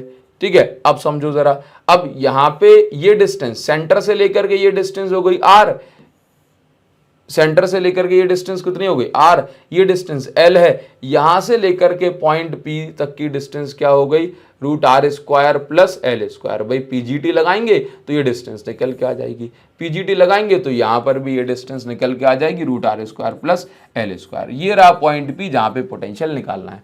अब क्योंकि पोटेंशियल स्केलर क्वांटिटी है, तो यहां पे कुछ v1 वेक्टर v2 वेक्टर जैसा कुछ नहीं चलेगा, बस फॉर्मूला एक ही लगेगा कि फॉर्मूला प्लस चार्ज के लिए, अब जैसे मान के चलो यहां पर मैंने अच्छा स्मॉल क्यू माना है तो स्मॉल क्यू मान लेना, फर्क कुछ नहीं है उससे कोई अंतर नहीं है, लिखने का बस तरीका है। तो यहाँ पे देखो प्लस क्यू चार्ज के लिए ऊपर के क्यू बाय, तो क्यू से लेके ये पॉइंट पी तक की डिस्टेंस ये ले ली। ठीक है, माइनस क्यू चार्ज के लिए के ऊपर माइनस क्यू अपॉन ये डिस्टेंस ले ली, माइनस आगे लगा दिया, बस ऐड करेंगे v1 प्लस v2, दोनों की वैल्यू सेम हो रही थी क्योंकि दोनों की डिस्टेंसेस बराबर हैं, तो आंसर आ जाएगा 0, यानी इक्वेटोरियल पॉइंट पे पोटेंशियल कितना होता है, 0 होता है। अच्छा याद रखो, यहां पर एक छोटी सी बात मैं आपको बताना चाहूंगा, स्क्रीनशॉट ले लो इसका। ठीक है, स्क्रीनशॉट ले लो इसका। यहां पर एक छोटी सी बात मैं आपको बताना चाहता हूं कि जैसे कभी भी आपसे कहा जाए कि ऐसा पॉइंट बताओ जहां पे इलेक्ट्रिक फील्ड 0 है लेकिन पोटेंशियल 0 नहीं है, तो क्या बोलोगे, इनसाइड कंडक्टर, कंडक्टर के अंदर। इंपॉर्टेंट पॉइंट है, भले ही बैक बेंचर सीरीज में मैं पढ़ा रहा हूं लेकिन कम टाइम में खत्म करना है मुझे, लेकिन मैं आपको एक एक इंपॉर्टेंट पॉइंट बताता चल रहा हूं। ठीक है, तो अच्छा अगर आपसे कहा जाए कि ऐसा पॉइंट बताओ जहां पे इलेक्ट्रिक फील्ड 0 नहीं है लेकिन इलेक्ट्रिक पोटेंशियल 0 है, तो क्या बोलोगे, क्या बोलोगे आप याद रखो, mid point of dipole, dipole के सेंटर पे, mid point of dipole, dipole के सेंटर पे इलेक्ट्रिक पोटेंशियल 0 होता है लेकिन इलेक्ट्रिक फील्ड 0 नहीं होती। इसके अलावा अभी आपने पढ़ लिया इक्वेटोरियल पॉइंट, इक्वेटोरियल पॉइंट पे भी अभी आपने निकाला कि पोटेंशियल तो 0 निकल के आया लेकिन इलेक्ट्रिक फील्ड हमें पता है 0 नहीं होती, कितनी होती है, के पी बाय आर क्यूब, है ना, ये हमने पढ़ा है। ठीक है, आगे बढ़ जाते हैं, और काफी इंपॉर्टेंट डेरिवेशन में अभी आपको यहां पर करवाता हूं, मोस्ट इंपॉर्टेंट कहूंगा मैं तो, है ना, क्योंकि इस पर बेस्ड जो है कॉन्सेप्चुअल क्वेश्चन और लॉजिकल क्वेश्चंस सब पूछे जाता है, न्यूमेरिकल भी खूब पूछे गए हैं। अब देखिए जरा इस क्वेश्चन में क्या बताया जा रहा है कि एक रिलेशन है इलेक्ट्रिक फील्ड और इलेक्ट्रिक पोटेंशियल डिफरेंस के बीच में, आपने भी पढ़ा है E is equal to minus DV by D R करके आपने रिलेशन पढ़ा है, तो वही हम डिराइव करने वाले हैं और इस पर बेस्ड खूब सारे क्वेश्चंस भर भर के पूछे गए हैं। क्लियर है, हमने अपनी बुक में भी काफी सारे क्वेश्चंस इस पर बेस्ड दिए हुए हैं, है ना। और देखें जरा, और अगर आप ऐप वाले बच्चे हो, अगर आप ऐप से पढ़ रहे हो तो आपको भी पता है कि हमने इस पर बेस्ड खूब सारे क्वेश्चंस जो है कर रखे हैं और आगे भी करेंगे मैराथन क्लासेस में। ठीक है, देखो तो अभी आपसे यहाँ पर क्या कहा जा रहा है कि ये मेरे पास क्या है भाई, एक मैं मान लेता हूं कि ये O पॉइंट है और इस O पॉइंट पे क्या है, एक चार्ज रखा होगा Q। मान लेते हैं कि लेट से यहां तक जो दूरी है ये डिस्टेंस मैंने मान ली R, ठीक, और इस R पॉइंट पर पोटेंशियल जो है ये दूरी मैंने मान ली r, यहां पर एक पॉइंट है a, यहां का पोटेंशियल है v। अब मान के चलो कि इस डायरेक्शन में क्योंकि इलेक्ट्रिक फील्ड बन रही है, मैं इस डायरेक्शन में जाऊंगा, लेट्स से मैं थोड़ा सा ट्रैवल किया dr, तो मैंने ये देखा कि ये मैं b पॉइंट पे आ गया, r का छोटा सा पार्ट dr। तो इस जगह पे ऑब्वियस सी बात है इलेक्ट्रिक फील्ड के अगेंस्ट जा रहा हूं तो कुछ ना कुछ पोटेंशियल बढ़ गया होगा। dr ट्रेवल किया तो जो पोटेंशियल पहले था v, अब उसमें थोड़ा सा और बढ़ गया तो v प्लस dv हो गया। क्लियर है? अच्छा ध्यान रखो, अब मुझे क्या करना है, यहाँ पे इलेक्ट्रिक फील्ड और इलेक्ट्रिक पोटेंशियल डिफरेंस के बीच में रिलेशन चाहिए। तो आपको E और dv के बीच में रिलेशन चाहिए, इलेक्ट्रिक फील्ड और पोटेंशियल के बीच में। तो आप क्या करोगे, आप देखो, आप वर्क निकालोगे। वर्क को निकालने के दो तरीके हैं, एक तो F vector dot D R vector से निकाल सकते हो और दूसरा पोटेंशियल के फॉर्मूले से निकाल सकते हो। तो आप दोनों ही फॉर्मूले से वर्क निकालोगे और उनको कंपेयर कर दोगे बस। तो D W is equal to क्या होता है, F vector dot D R vector. ठीक है, डॉट हटेगा, कॉस थीटा आएगा। अब आप ये देखो, जैसे मान के चलो आप एक छोटा सा क्यू नॉट चार्ज अगर मूव करा रहे हो तो इस पे जो फोर्स है वो तो इस डायरेक्शन में लग रहा है, ठीक, लेकिन अपन लेके जा रहे हैं उसको इस डायरेक्शन में। तो आप ये पाओगे कि दोनों के बीच में कितना एंगल है, 180 डिग्री। कॉस 180 की वैल्यू -1 होती है। अभी तक हमने इतना ही पढ़ा है। अब क्योंकि हमें इलेक्ट्रिक फील्ड के बीच में रिलेशन चाहिए ना, तो हमने क्या कहा कि फोर्स, कोई भी चार्ज जब इलेक्ट्रिक फील्ड में रखा होता है तो उस पर कितना फोर्स लगता है, F is equal to Q naught into ई। तो ये जो क्यू नॉट इंटू ई जो है हमने इसी फोर्स की जगह रखा और डी आर की जगह पे as it is D R रख दिया। तो वर्क का हमारे पास एक फॉर्मूला आ गया। इसी प्रकार से आपने चैप्टर सेकंड यानी इसी चैप्टर में सबसे पहला जो फॉर्मूला होता है ये होता है potential is equal to work upon charge. ये होता है, अगर मुझे वर्क निकालना है तो फॉर्मूला हो गया पोटेंशियल इनटू चार्ज, ये हो गया वर्क। और अगर मुझे दो पॉइंट के बीच में कितना वर्क करना पड़ा ए से बी तक ले जाने में, तो बस मैं पोटेंशियल डिफरेंस इनटू चार्ज रख दूंगा। ठीक है, और पोटेंशियल डिफरेंस क्या होता है, फाइनल पोटेंशियल जो कि v प्लस dv है माइनस इनिशियल पोटेंशियल जो कि v है, ये हो जाएगा इनटू में Q naught is equal to में क्या है भाई, छोटा सा वर्क कर रहे हैं तो dw। बस देखो इस प्रकार से, देखो dw is equal to Q naught into final potential b का माइनस इनिशियल पोटेंशियल a का, ये v से v कट जाएगा तो क्या बचा dv इंटू क्यू नॉट। ये देखो वर्क की एक इक्वेशन, वर्क की दूसरी इक्वेशन, तो वर्क की दोनों वैल्यूज को हम उठा के आमने सामने पुट कर देंगे, वर्क की पहली वैल्यू, वर्क की दूसरी वैल्यू। क्यू नॉट से क्यू नॉट कट जाएगा तो minus E D R is equal to D V बचेगा। तो माइनस और डी आर को हमने नीचे भेज दिया तो हमारे पास इस प्रकार से E is equal to minus D we bye D are आ गया। ये जो नेगेटिव साइन आप देख रहे हो वो हमें ये बता रहा है कि जब आप इलेक्ट्रिक फील्ड की डायरेक्शन में जाते हो तो इलेक्ट्रिक फील्ड की डायरेक्शन में पोटेंशियल घटता है यानी कि डिक्रीज होता है। काफी इंपॉर्टेंट जो है ये डेरिवेशन है और इस पर बेस्ड खूब सारे क्वेश्चन पूछे जाते हैं। कैसे, वो मैं आपको समझाता हूं। देखो जरा, सबसे पहले कभी भी आपको, जैसे अगर आपको इसका स्क्रीनशॉट लेना है तो आप स्क्रीनशॉट ले सकते हो। और देखो जरा मैं आपको समझाता हूं, गोल्डन पॉइंट यहां पर मैं बता रहा हूं। गोल्डन पॉइंट में ध्यान दो, क्या कहा जा रहा है कि यदि V गिवन है, यदि आपको V दिया हुआ है और कभी आपको इलेक्ट्रिक फील्ड फाइंड करना है, किसी क्वेश्चन में V दिया है और E फाइंड करना है, V दिया है और E फाइंड करना है, तो आप क्या करोगे, V का डिफरेंशियल कर दो। क्या कर दो, V का डिफरेंशियल। देखो V दिया है और E फाइंड करना है तो V का क्या कर दो, डिफरेंशियल। और यदि किसी क्वेश्चन में आपको E की इक्वेशन तो दी हुई है लेकिन आपको V निकालना है तो आप क्या करोगे, तो आप इस प्रकार से इंटीग्रेशन कर दोगे। देखो E is equal to minus D V by D R, अब निकालना क्या है, डी वी, तो आपने डी आर को भेज दिया इस साइड तो ई डी आर हो गया, इंटीग्रेशन किया दोनों साइड तो V बचा, यहाँ पे ई डी आर हो जाएगा, सॉल्व करके निकाल लेंगे। याद रखो V दिया है तो डिफरेंशियल करना है, E दिया है तो इंटीग्रेशन करना है। बस कैसे यूज होगा सर बताता हूं। देखो डिफरेंशियल तो आप लोग करना जानते ही होंगे, ये मैं उम्मीद करके चल रहा हूं। अब जैसे मान के चलो किसी क्वेश्चन में आपको दिया है कि यदि पोटेंशियल की वैल्यू हमारे पास ये है तो आपको इलेक्ट्रिक फील्ड निकालनी है 1,0,0 पर, ये कोऑर्डिनेट्स दे दिए, ये x की वैल्यू हो जाएगी, ये y की वैल्यू हो जाएगी, ये z की वैल्यू हो जाएगी। ठीक है, अच्छा आपको क्या दिया है, आपको पोटेंशियल दिया है, क्या निकालना है, इलेक्ट्रिक फील्ड। तो जब भी आपको पोटेंशियल दिया है तो आप डिफरेंशियल करोगे। ठीक है, तो आपने क्या किया, यहां पर देखो मुझे सिर्फ x और x दिख रहा था ना, सिर्फ x दिख रहा था, इसलिए मैंने बस क्या किया कि यहां पर i कैप में यानी कि x एक्सिस वाले में इंटीग्रेशन कर लिया। देखो i कैप मतलब x एक्सिस के लिए, y कैप मतलब जो है j क्या मतलब y एक्सिस के लिए और k क्या मतलब z एक्सिस के लिए। तो ये इस इक्वेशन में बस x वाली वैल्यूज लिखी थी, इसलिए मैंने z को लिखने की जो है जरूरत नहीं समझी। तो e is equal to minus, अब देखना ये x के फॉर्म में दिया है तो dr ना लिखते हुए dx लिखा, y के फॉर्म में होता तो dy लिखता, z के फॉर्म में होता तो dz लिखता, t के फॉर्म में होता तो dt लिखता। ठीक है, देखो तो यहां पे t के फॉर्म में होगा नहीं, e is equal to minus dv by dx। ठीक है, आई कैप। चलिए v की जो वैल्यू आप देख रहे हो, v की वैल्यू, उसी वैल्यू को हमने यहां पुट कर दिया। ठीक, तो ये कितना हो गया, ये वैल्यू हमने पुट कर दी। अब dy dx का मतलब होता है डिफरेंशियल करना। ठीक है, dx अपॉन में लिखा है तो डिफरेंशियल है, और कहीं इनटू में लिखा होता ना तो इंटीग्रेशन करते। तो 2x स्क्वायर का हमने इंटीग्रेशन किया, कितना आया 4x। 3x का इंटीग्रेशन कितना आया 3। 2 का इंटीग्रेशन 0 आएगा। तो फाइनली हमारे पास इक्वेशन क्या बन रही है, e is equal to minus 4x plus 3। अब x की वैल्यू क्या पुट करनी है 1, ये तो e की इक्वेशन हो गई। 1 पुट किया तो माइनस 4 इंटू 1, और यहां पर देखो जरा, ये माइनस जो है ये माइनस ब्रैकेट के बाहर था, ये माइनस ब्रैकेट के बाहर था, है ना, तो ये माइनस अंदर जाएगा, दोनों के आगे लग गया तो माइनस का 7 आई कैप आ गया।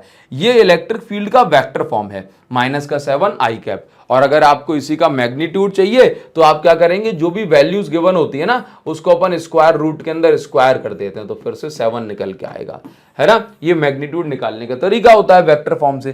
तो ये 7 वोल्ट पर मीटर हमारे पास इलेक्ट्रिक फील्ड निकल के आ गई। माइनस साइन बता रहा है कि इलेक्ट्रिक फील्ड जो है नेगेटिव आई कैप में है। इस प्रकार से आप इसको कर सकते हो। चलो कोई बात नहीं, मैं एक और क्वेश्चन आपको करवाता हूं तो आपको ज्यादा फील आएगा। जैसे मान के चलो कि ये क्वेश्चन आपको दिया हुआ है, ये क्वेश्चन दिया है, प्रॉपर खुद से करवा दूं। ये लो, ये क्वेश्चन दिया हुआ है आपको, जरा समझो। इस क्वेश्चन में क्या लिखा हुआ है, इस क्वेश्चन में लिखा हुआ है कि भाई आपको v की इक्वेशन दी है और आपको इलेक्ट्रिक फील्ड निकालना है, कहां 1,1,0 पे। अब देखो इसमें क्या है, x और y आ रहे हैं ना, तो मैं z की तो जरूरत ही नहीं है, तो बस ऐसे इंटीग्रेशन डिफरेंशियल करूंगा। e is equal to minus तो मैंने बाहर निकाल लिया, dv बाय dx आई cap plus dv bye dy जे कैप। अब क्योंकि इस इक्वेशन में z नहीं है तो जरूरत भी नहीं पड़ेगी इसको। अब देखना माइनस d बाय dx। अब v की जो इक्वेशन लिखी हुई है वो मैं यहां लिख दूंगा, 2x square plus 3y plus 2। ठीक, अच्छा आई कैप चल रहा है प्लस d बाय dy, और यहां पे v की इक्वेशन फिर से 2x square plus 3y plus 2 चल रहा है, और ये जे कैप हो जाएगा। बस देखिए जरा, e is equal to minus, अब डिफरेंशियल करना है भाई, 2x x के रिस्पेक्ट में करना है, और तो 2x स्क्वायर का डिफरेंशियल कितना हो जाएगा 4x। ठीक है, प्लस x के रिस्पेक्ट में करना है तो ये तो सब जीरो हो ही जाएगा क्योंकि इसमें x है ही नहीं। अगर ये 3xy होता तो x का 1 हो जाता और 3y बच जाता फिर। ठीक है, देखो तो 4x, यहां पे क्या बचा 0, यहां पे क्या बचा 0, और ये कितना हो गया आई कैप। ठीक है, चलिए प्लस यहां पे देखो ये भी क्या हो जाएगा 0 हो जाएगा, ये 3y का क्या बनेगा 3 बनेगा, ये क्या हो जाएगा 0, और ये जे कैप।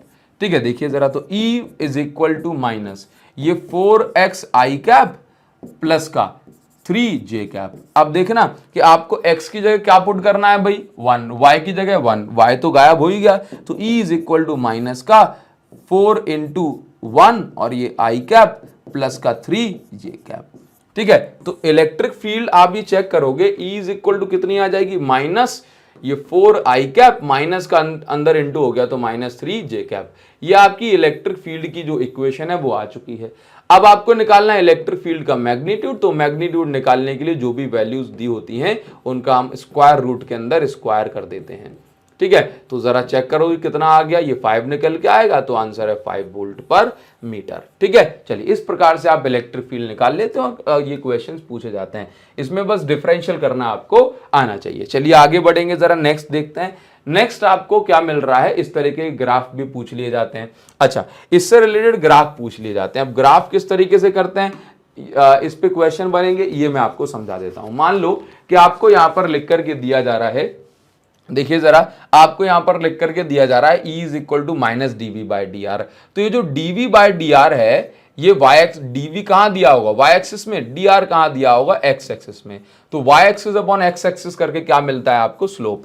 तो जो dv बाई dr है, कभी ग्राफ के फॉर्म में ऐसे v दिया है, ये यहाँ पे डिस्टेंस दी है, तो ग्राफ के फॉर्म में कभी भी दिया है तो dv अपॉन dr करके मुझे मिलता है स्लोप। क्या मिलता है स्लोप। तो याद रखो e इज इक्वल टू, ये माइनस तो लगा है और माइनस ऑफ स्लोप, यानी कि इलेक्ट्रिक फील्ड जो है ये स्लोप के नेगेटिव होगी। जैसे मान के चलो कि अगर इलेक्ट्रिक फील्ड जो है कैसी है, स्लोप के नेगेटिव।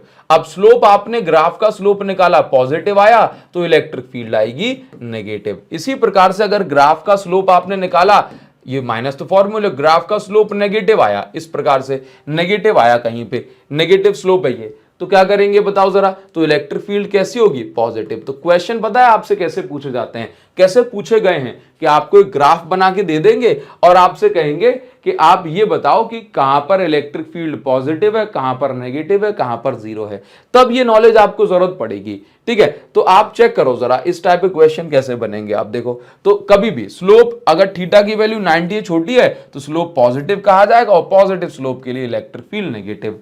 थीटा की वैल्यू अगर 90 से बड़ी है तो स्लोप नेगेटिव और नेगेटिव स्लोप के लिए इलेक्ट्रिक फील्ड पॉजिटिव। थीटा की वैल्यू 0 है तो स्लोप भी आपका 0 हो जाएगा और इलेक्ट्रिक फील्ड भी आपकी 0 हो जाएगी। थीटा की वैल्यू 90 कभी नहीं होगी, ध्यान रखो, क्योंकि डिस्टेंस बढ़ती, मतलब जो है इलेक्ट्रिक फील्ड बढ़ती जा रही है, डिस्टेंस ना बढ़े ऐसा पॉसिबल नहीं हो पाता। एक पॉइंट पे एक ही इलेक्ट्रिक फील्ड होती है। ठीक है, देखो अभी समझना जरा ध्यान से देखो। अब आपसे पूछ लिया कि ये बताओ कहां पे इलेक्ट्रिक फील्ड पॉजिटिव नेगेटिव 0 है, तो आप देखेंगे कि यहां पर ए से बी वाले रीजन में थीटा यानी एंगल 90 से छोटा है, एंगल 90 से कैसा है, छोटा है, तो ए टू बी वाले रीजन में इलेक्ट्रिक फील्ड कैसी होगी, पॉजिटिव होगी। यहां पे देखो स्लोप आप देख रहे हो, एंगल कितना बन रहा है हॉरिजॉन्टल लाइन के साथ 0, तो यहां पे इलेक्ट्रिक फील्ड 0 होगी। यहां पर आपसे कह रहा है कि यहां पे एंगल कितना बन रहा है, 90 से बड़ा बन रहा है सर, तो यहां पे इलेक्ट्रिक फील्ड कैसी होगी, अच्छा सॉरी यहां पे देखो थीटा 90 छोटा है यानी कि स्लोप पॉजिटिव तो इलेक्ट्रिक फील्ड नेगेटिव। ठीक है, स्लोप पॉजिटिव है, अच्छा यहां पर स्लोप नेगेटिव है 90 से बड़ा तो इलेक्ट्रिक फील्ड पॉजिटिव आएगी, याद रखोगे।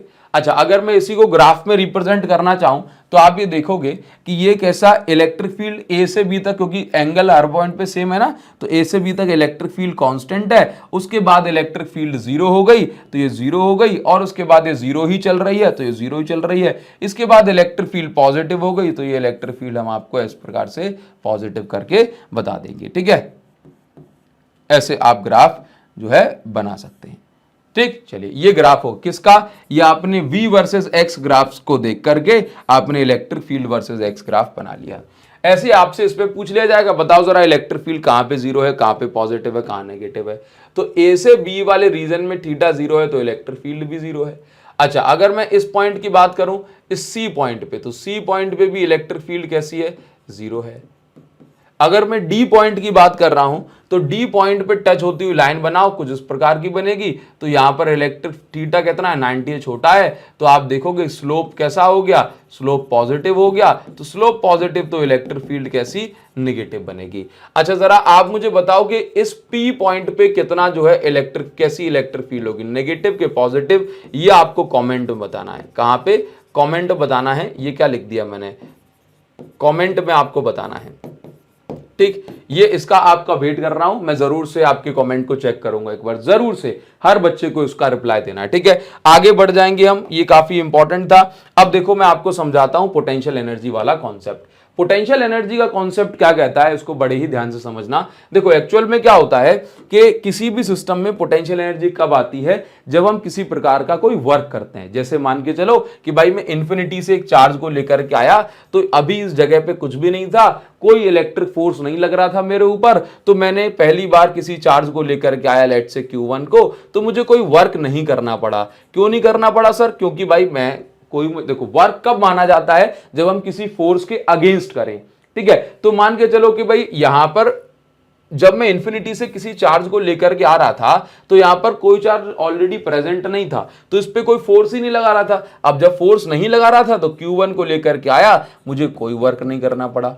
ठीक है, इसके बाद क्या हुआ, अब मैं जब Q2 को लेके आया, तो Q2 को लेके आया तो ये Q1 इस पे फोर्स लगाने लगा, तो इस फोर्स के अगेंस्ट मैंने वर्क किया, तो वर्क किया तो भाई वर्क का फॉर्मूला क्या होता है, पोटेंशियल इंटू चार्ज। भाई देखो ना, ये वर्क का फॉर्मूला क्या हो जाएगा, V इंटू जिस चार्ज को आप लेकर के आ रहे हो, तो मैं तो Q2 को लेके आया था, तो V इज इक्वल टू कौन फोर्स लगा रहा है, कौन पोटेंशियल बना रहा था पहले से, ये Q1, तो Q1 का पोटेंशियल K Q1 अपॉन क्या दूरी होगी यहाँ की r, तो हमने लिख दिया r, और Q2 की जगह Q2। भाई सोचो ना कि इस जगह पे कौन पोटेंशियल बना रहा था पहले से, Q1 पहले से था, तो Q1 के पोटेंशियल के अगेंस्ट हमने वर्क किया Q2 को लाने में। तो इस प्रकार से आपने देखा कि हमारे पास वर्क ये निकल के आ गया। तो जितना वर्क हम कर लेंगे इस सिस्टम में उतनी ही एनर्जी जो है स्टोर हो जाएगी। नहीं समझ में आया? चलो समझाता हूं। देखो एक्चुअल में पोटेंशियल का फॉर्मूला होता है वर्क अपॉन चार्ज।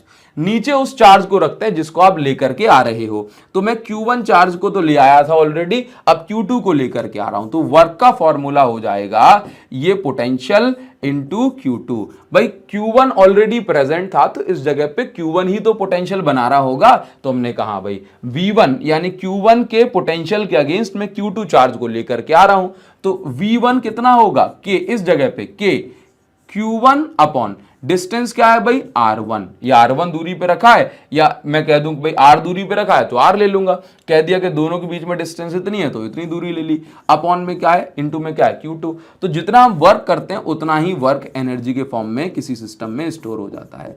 ठीक है, तो अगर मेरे पास दो चार्जेस हैं, कितने चार्जेस हैं मेरे पास? अगर दो चार्जेस हैं तो दो चार्जेस के लिए जो पोटेंशियल एनर्जी होगी किसी सिस्टम में वो इतनी होगी। अच्छा याद रखो, अगर एक चार्ज पॉजिटिव है एक चार्ज नेगेटिव है तो आपको प्रॉपर साइन के साथ ही उसको रखना है। ठीक है, तो अगर मैं बात करूं Q1 Q2 में से एक चार्ज पॉजिटिव एक नेगेटिव आया तो इन दोनों का मल्टीप्लाई भी नेगेटिव आएगा, और अगर इन दोनों का प्रोडक्ट नेगेटिव आया तो अट्रैक्शन फोर्स बता रहा है। अगर दोनों चार्जेस जो है आपके पॉजिटिव या दोनों चार्जेस नेगेटिव हुए तो ऑब्वियस सी बात है Q1 Q2 का मल्टीप्लाई यानी प्रोडक्ट पॉजिटिव आएगा, और पॉजिटिव चार्ज जो है रिपल्सिव फोर्स को रिप्रेजेंट करता है। अगर मेरे पास ना तीन चार्जेस का सिस्टम है, कितने का? तीन चार्जेस का। मैं आपको प्रॉपर डेरिवेशन करके भी बताऊंगा कि किस प्रकार से किया जाता है, तो डेरिवेशन आपको करके बताऊंगा। बट उससे पहले आप ये समझ लो कि अगर तीन चार्जेस का सिस्टम है तो किस प्रकार से आप उनकी पोटेंशियल एनर्जी निकालते हो। देखो बहुत सिंपल सी बात है, ये मेरे पास तीन चार्जेस हो गए, ये Q1 हो गया, ये Q2 हो गया और ये Q3 हो गया। Q1 Q2 के बीच में कुछ दूरी हो गई होगी, Q1 Q3 के बीच में भी कुछ दूरी होगी, और Q2 Q3 के बीच में भी कुछ दूरी होगी। याद रखो हमेशा जब भी पोटेंशियल एनर्जी आप कैलकुलेट करो तो एक बात का बस आपको ध्यान रखना है कि कोई भी टर्म दोबारा से रिपीट नहीं होना चाहिए, कोई भी पेयर कोई भी जोड़ा दोबारा से रिपीट नहीं होना चाहिए, और किसी भी जोड़े को छोड़ना नहीं है। बस कोई भी चार्ज का जोड़ा जो है वो रिपीट नहीं होना चाहिए और किसी भी जोड़े को छोड़ना नहीं है बस। तो देखो जरा, तो अगर मैं यहां पे देख रहा हूं कि मुझे क्या करना है, इन सब के कॉम्बिनेशन बनाने हैं। बस देखो U is equal to K, पहले दूसरे चार्ज का पेयर Q1 Q2 बाय दोनों के बीच की डिस्टेंस का स्क्वायर। ठीक है, पहले का दूसरे के साथ हो गया। ठीक, तो जैसे मैंने Q1 Q2 लिख दिया, तो अब मैं दोबारा से ऐसा नहीं लिख सकता Q2 Q1, क्योंकि भाई जोड़ा बन चुका है। ठीक, अब पहला और दूसरा हो गया। ठीक है, अब पहला और तीसरे का जोड़ा बनाओ, तो पहले और तीसरे का अपॉन दोनों के बीच की डिस्टेंस। ठीक है, अब पहले और दूसरे का पहले तीसरे का बन गया। अब Q2 और Q3 का जोड़ा नहीं बना था तो Q2 और Q3 का जोड़ा बना दिया अपॉन में R23। आपका सर Q2 और Q1 का नहीं बनाया, वो तो बन चुका है। सर अब Q3 का बनाओ, Q3 का Q1 के साथ ही बन गया और Q3 Q2 के साथ ही बन गया। तो तीन चार्जेस का सिस्टम है तो फॉर्मूला ये बनेगा 1 2 अपॉन दोनों के बीच की डिस्टेंस 1 2 1 3।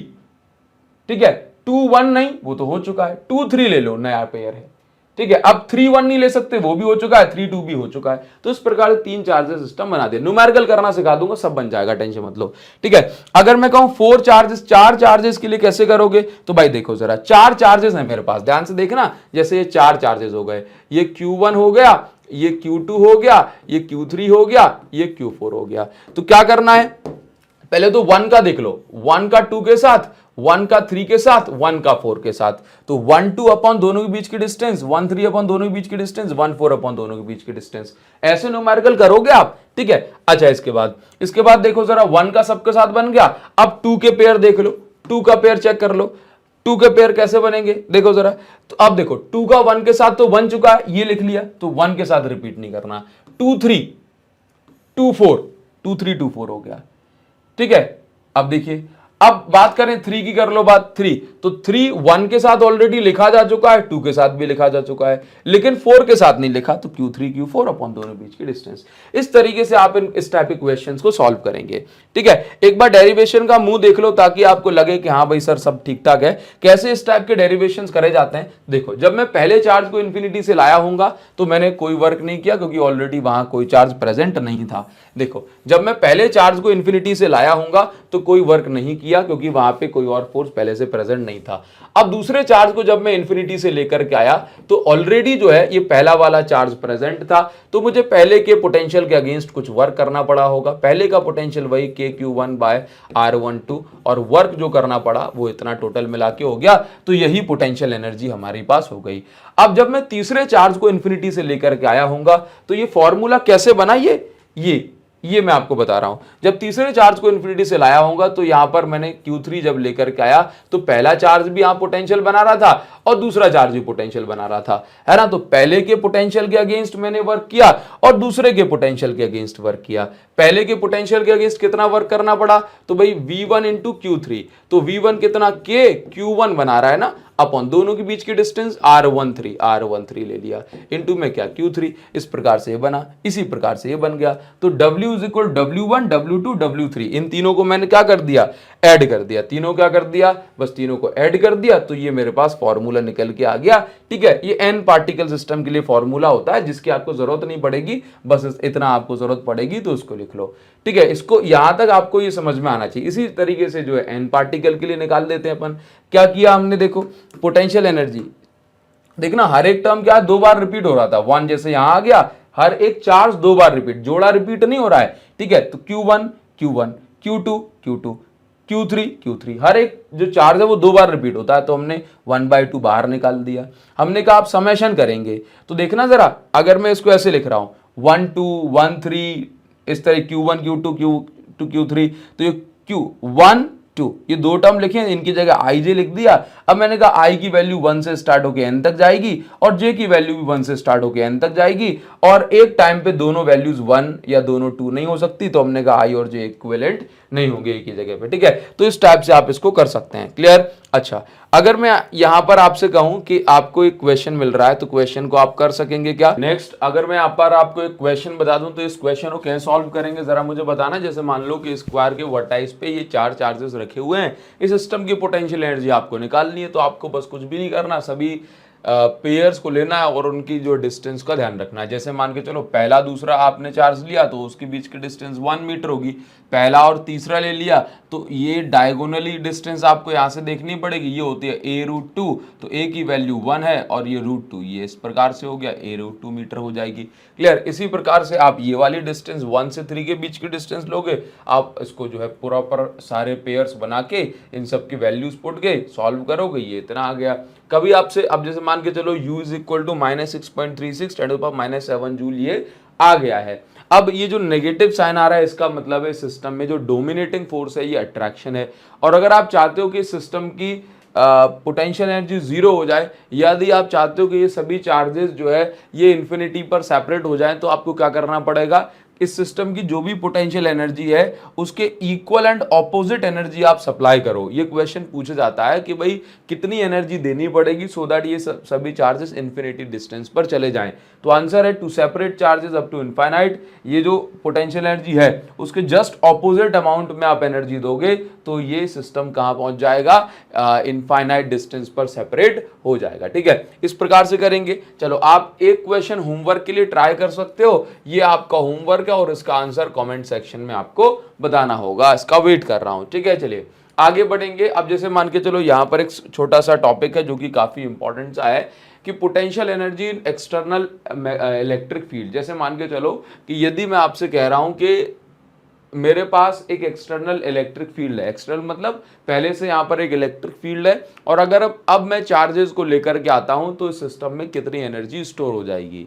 तो जैसे मान के चलो पहले क्या था, इन्फिनिटी से हम चार्ज लेकर के आ रहे थे और यहाँ पर कुछ भी प्रेजेंट नहीं था, लेकिन अब क्या है, आप इन्फिनिटी से कोई चार्ज लेकर के आए, मान के चलो आपने इस जगह पर लेकर के आए, तो अभी क्या है, यहाँ पर इलेक्ट्रिक फील्ड पहले से थी, तो इलेक्ट्रिक फील्ड अपना कुछ पोटेंशियल बना रही थी। हमने कहा यहाँ पर कुछ पोटेंशियल ऑलरेडी था, कितना था, हमने कहा V R1 पोजीशन पे कुछ पोटेंशियल होगा, ठीक है। तो इसके अगेंस्ट हमने कुछ वर्क किया, किसको लेकर के आने में, लेट्स से एक चार्ज को लेकर के आने में, Q1 चार्ज को हम लेकर के आए, ठीक है।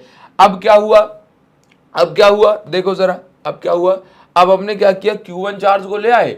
अब मान लो कि हम Q2 चार्ज को लेकर के आ रहे होंगे, तो अब किसके अगेंस्ट वर्क करेंगे, यहां पर इस R2 पोजीशन पर इलेक्ट्रिक फील्ड का जो भी पोटेंशियल है उसके अगेंस्ट हमें वर्क करना है, और इसके साथ साथ ये जो चार्ज है Q2 ये भी इस बार हमें कुछ धक्का मुक्की करेगा, तो उसके अगेंस्ट भी वर्क करना है ना। तो अभी इन दोनों के बीच के डिस्टेंस को मैंने नाम दे दिया R12। तो देखिए जरा, पहले चार्ज के अगेंस्ट जो भी पोटेंशियल है ना, जैसे मान के जो पहला चार्ज ला रहे हैं तो इस जगह पे जो पोटेंशियल होगा R1 पोजीशन पे उसको हमने नाम दिया VR1, और Q1 को लाने में कुछ वर्क करा।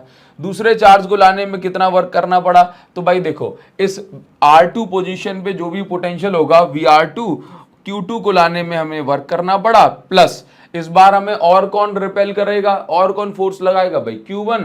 तो हमने फर्स्ट वाले चार्ज के पोटेंशियल के अगेंस्ट भी Q2 को लाने में वर्क किया, कुछ नहीं। उसके बाद टोटल वर्क निकालने के लिए W1 प्लस W2 किया, सबको जोड़ दिया, तो ये आंसर आ गया। VR1 कितना था पता नहीं, VR2 कितना था पता नहीं, ठीक है। लेकिन हाँ ये जरूर पता था V1 मतलब पहला चार्ज कितना पोटेंशियल बनाएगा, KQ1 अपॉन दोनों के बीच के डिस्टेंस, और ये आपके पास Q2 आ गया, है ना। तो इस प्रकार से इसको सॉल्व करते हैं, क्लियर। अच्छा, अब सर क्या इस पर बेस्ड कभी कुछ क्वेश्चन पूछा गया है? जी हाँ, NCERT में भी एक क्वेश्चन दिया है जो कि काफी इंपॉर्टेंट है, और मैं भी आपको करवा देता हूं। देखो इस क्वेश्चन में क्या लिखा गया है कि आपको सिस्टम की पोटेंशियल एनर्जी फाइंड आउट करनी है। सिस्टम में कौन कौन है भाई, 7 माइक्रो कूलाम का एक चार्ज है और -2 माइक्रो कूलाम का एक चार्ज है, और ये दोनों चार्जेस कहाँ रखे हैं, -9,0,0 सेंटीमीटर, ठीक है, यानी कि x की वैल्यू है, ये YZ की, और दूसरा चार्ज रखा हुआ है x में +9 पर।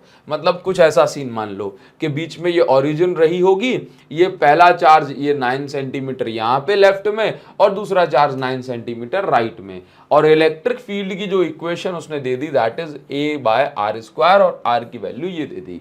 तो अब ऐसा सीन है कि भाई कह रहा है कि ऑलरेडी जो इलेक्ट्रिक फील्ड है उसमें चार्जेस रखे हुए हैं, तो ऑलरेडी इलेक्ट्रिक फील्ड में चार्जेस रखे हैं तो एक्सटर्नल इलेक्ट्रिक फील्ड वाला ये फॉर्मूला लगेगा, formula VR1 Q1 VR2 Q2, और उसके बाद KQ1 Q2 बाय R12, ठीक है। अब यही फॉर्मूला मैं लगाऊंगा और इसको सॉल्व करूंगा। कैसे सॉल्व करेंगे, अच्छा जरा चेक करो, मुझे निकालना क्या है, इलेक्ट्रिक फील्ड गिवन है। मैंने आपको बताया था कि इलेक्ट्रिक फील्ड गिवन हो तो पहले पोटेंशियल की जरूरत अगर है मुझे तो क्या करना पड़ेगा, इंटीग्रेशन। तो V is equal to -EdR से मैंने इंटीग्रेशन किया, क्लियर है। तो पहले चेक कर लेते हैं कि V is equal to -EdR से इंटीग्रेशन किया, एक E की वैल्यू A/r² थी, तो 1/r² का इंटीग्रेशन होके माइनस का 1/r आया, तो V की वैल्यू आ गई A/r। जहां पे जरूरत पड़ेगी वहां V की जगह पे हम A/r पुट करेंगे। सर ये कौन सा V है, वो पोटेंशियल है जो इलेक्ट्रिक फील्ड बना रही है ना। चलिए तो देखते हैं जरा।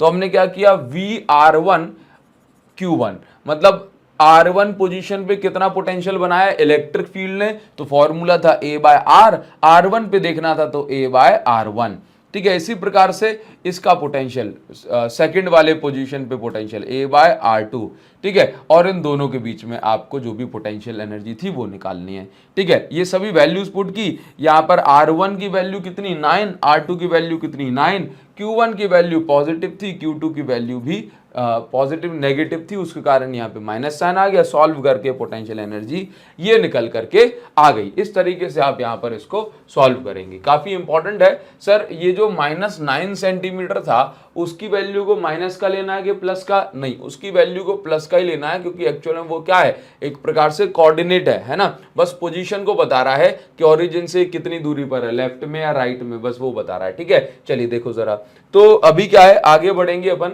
और नेक्स्ट आपको समझना है expression for potential energy stored in rotating a dipole. देखो कभी भी आप डाइपोल को घुमाते हो, तो जब आप डाइपोल को घुमाओगे तो आपको इलेक्ट्रिक फील्ड के अगेंस्ट कुछ वर्क करना पड़ेगा। अगर आप डाइपोल, जैसे इलेक्ट्रिक फोर्स जो है डाइपोल पे ऐसे लग रहा है, ये ऐसे घुमा रही है, इलेक्ट्रिक फील्ड इसको ऐसे घुमाना चाह रही है, ठीक है, तो इलेक्ट्रिक फील्ड इसको ऐसे घुमाना चाह रही है, लेकिन अगर आप इसको अगेंस्ट द फील्ड घुमाओगे तो आपको कुछ वर्क करना पड़ेगा, और वही वर्क किस फॉर्म में स्टोर हो जाएगा, पोटेंशियल एनर्जी के फॉर्म में। तो अगर आपसे कहा कि भाई कितना वर्क आपको करना पड़ेगा, तो आप ये कहेंगे भाई वर्क का फॉर्मूला होता है, वर्क का फॉर्मूला फोर्स इनटू डिस्प्लेसमेंट, लेकिन जब आप इसको घुमा रहे होते हो तो वर्क का फॉर्मूला होता है टॉर्क इनटू एंगुलर डिस्प्लेसमेंट। जब आप इसको थोड़ा सा घुमाते हो तो थोड़ा सा वर्क करना पड़ता है। तो इस प्रकार से वर्क का फॉर्मूला बन गया टाउ इनटू डी थीटा, मतलब टाउ मतलब घुमाने में जो आपने टॉर्क लगाया, और डी थीटा मतलब छोटे से एंगल से आपने इसको घुमा दिया। तो देखो टॉर्क की वैल्यू कितनी होती है, पी साइन थीटा, और ये डी थीटा रहा। अब क्या है, डी डब्ल्यू, आपको टोटल वर्क निकालना है ना, क्योंकि जितना वर्क होगा उतनी एनर्जी स्टोर हो जाएगी। तो आपने इसके लिए पी साइन थीटा का इंटीग्रेशन किया, पीई जो है बाहर आ गया, साइन थीटा का इंटीग्रेशन हुआ माइनस कॉस थीटा, लिमिट वगैरह पुट करने के बाद जो वर्क का फॉर्मूला है वो आ गया PE cos theta 1 minus cos theta 2। तो इस फॉर्मूले से आप निकाल सकते हो कि कितना क्या वर्क होगा। यदि थीटा की वैल्यू थीटा 1 की वैल्यू 0 डिग्री रख दी जाए, थीटा 2 की वैल्यू जो है यहां पर कुछ भी अननोन एंगल थीटा रख दिया जाए, मतलब कह दिया जाए कि 0 डिग्री से आप किसी भी अननोन एंगल थीटा तक घुमा रहे हैं, तो वर्क का फॉर्मूला पीई कॉस 0, यानी कि कॉस 0 की वैल्यू होती है 1 माइनस कॉस थीटा, ये बन जाएगा।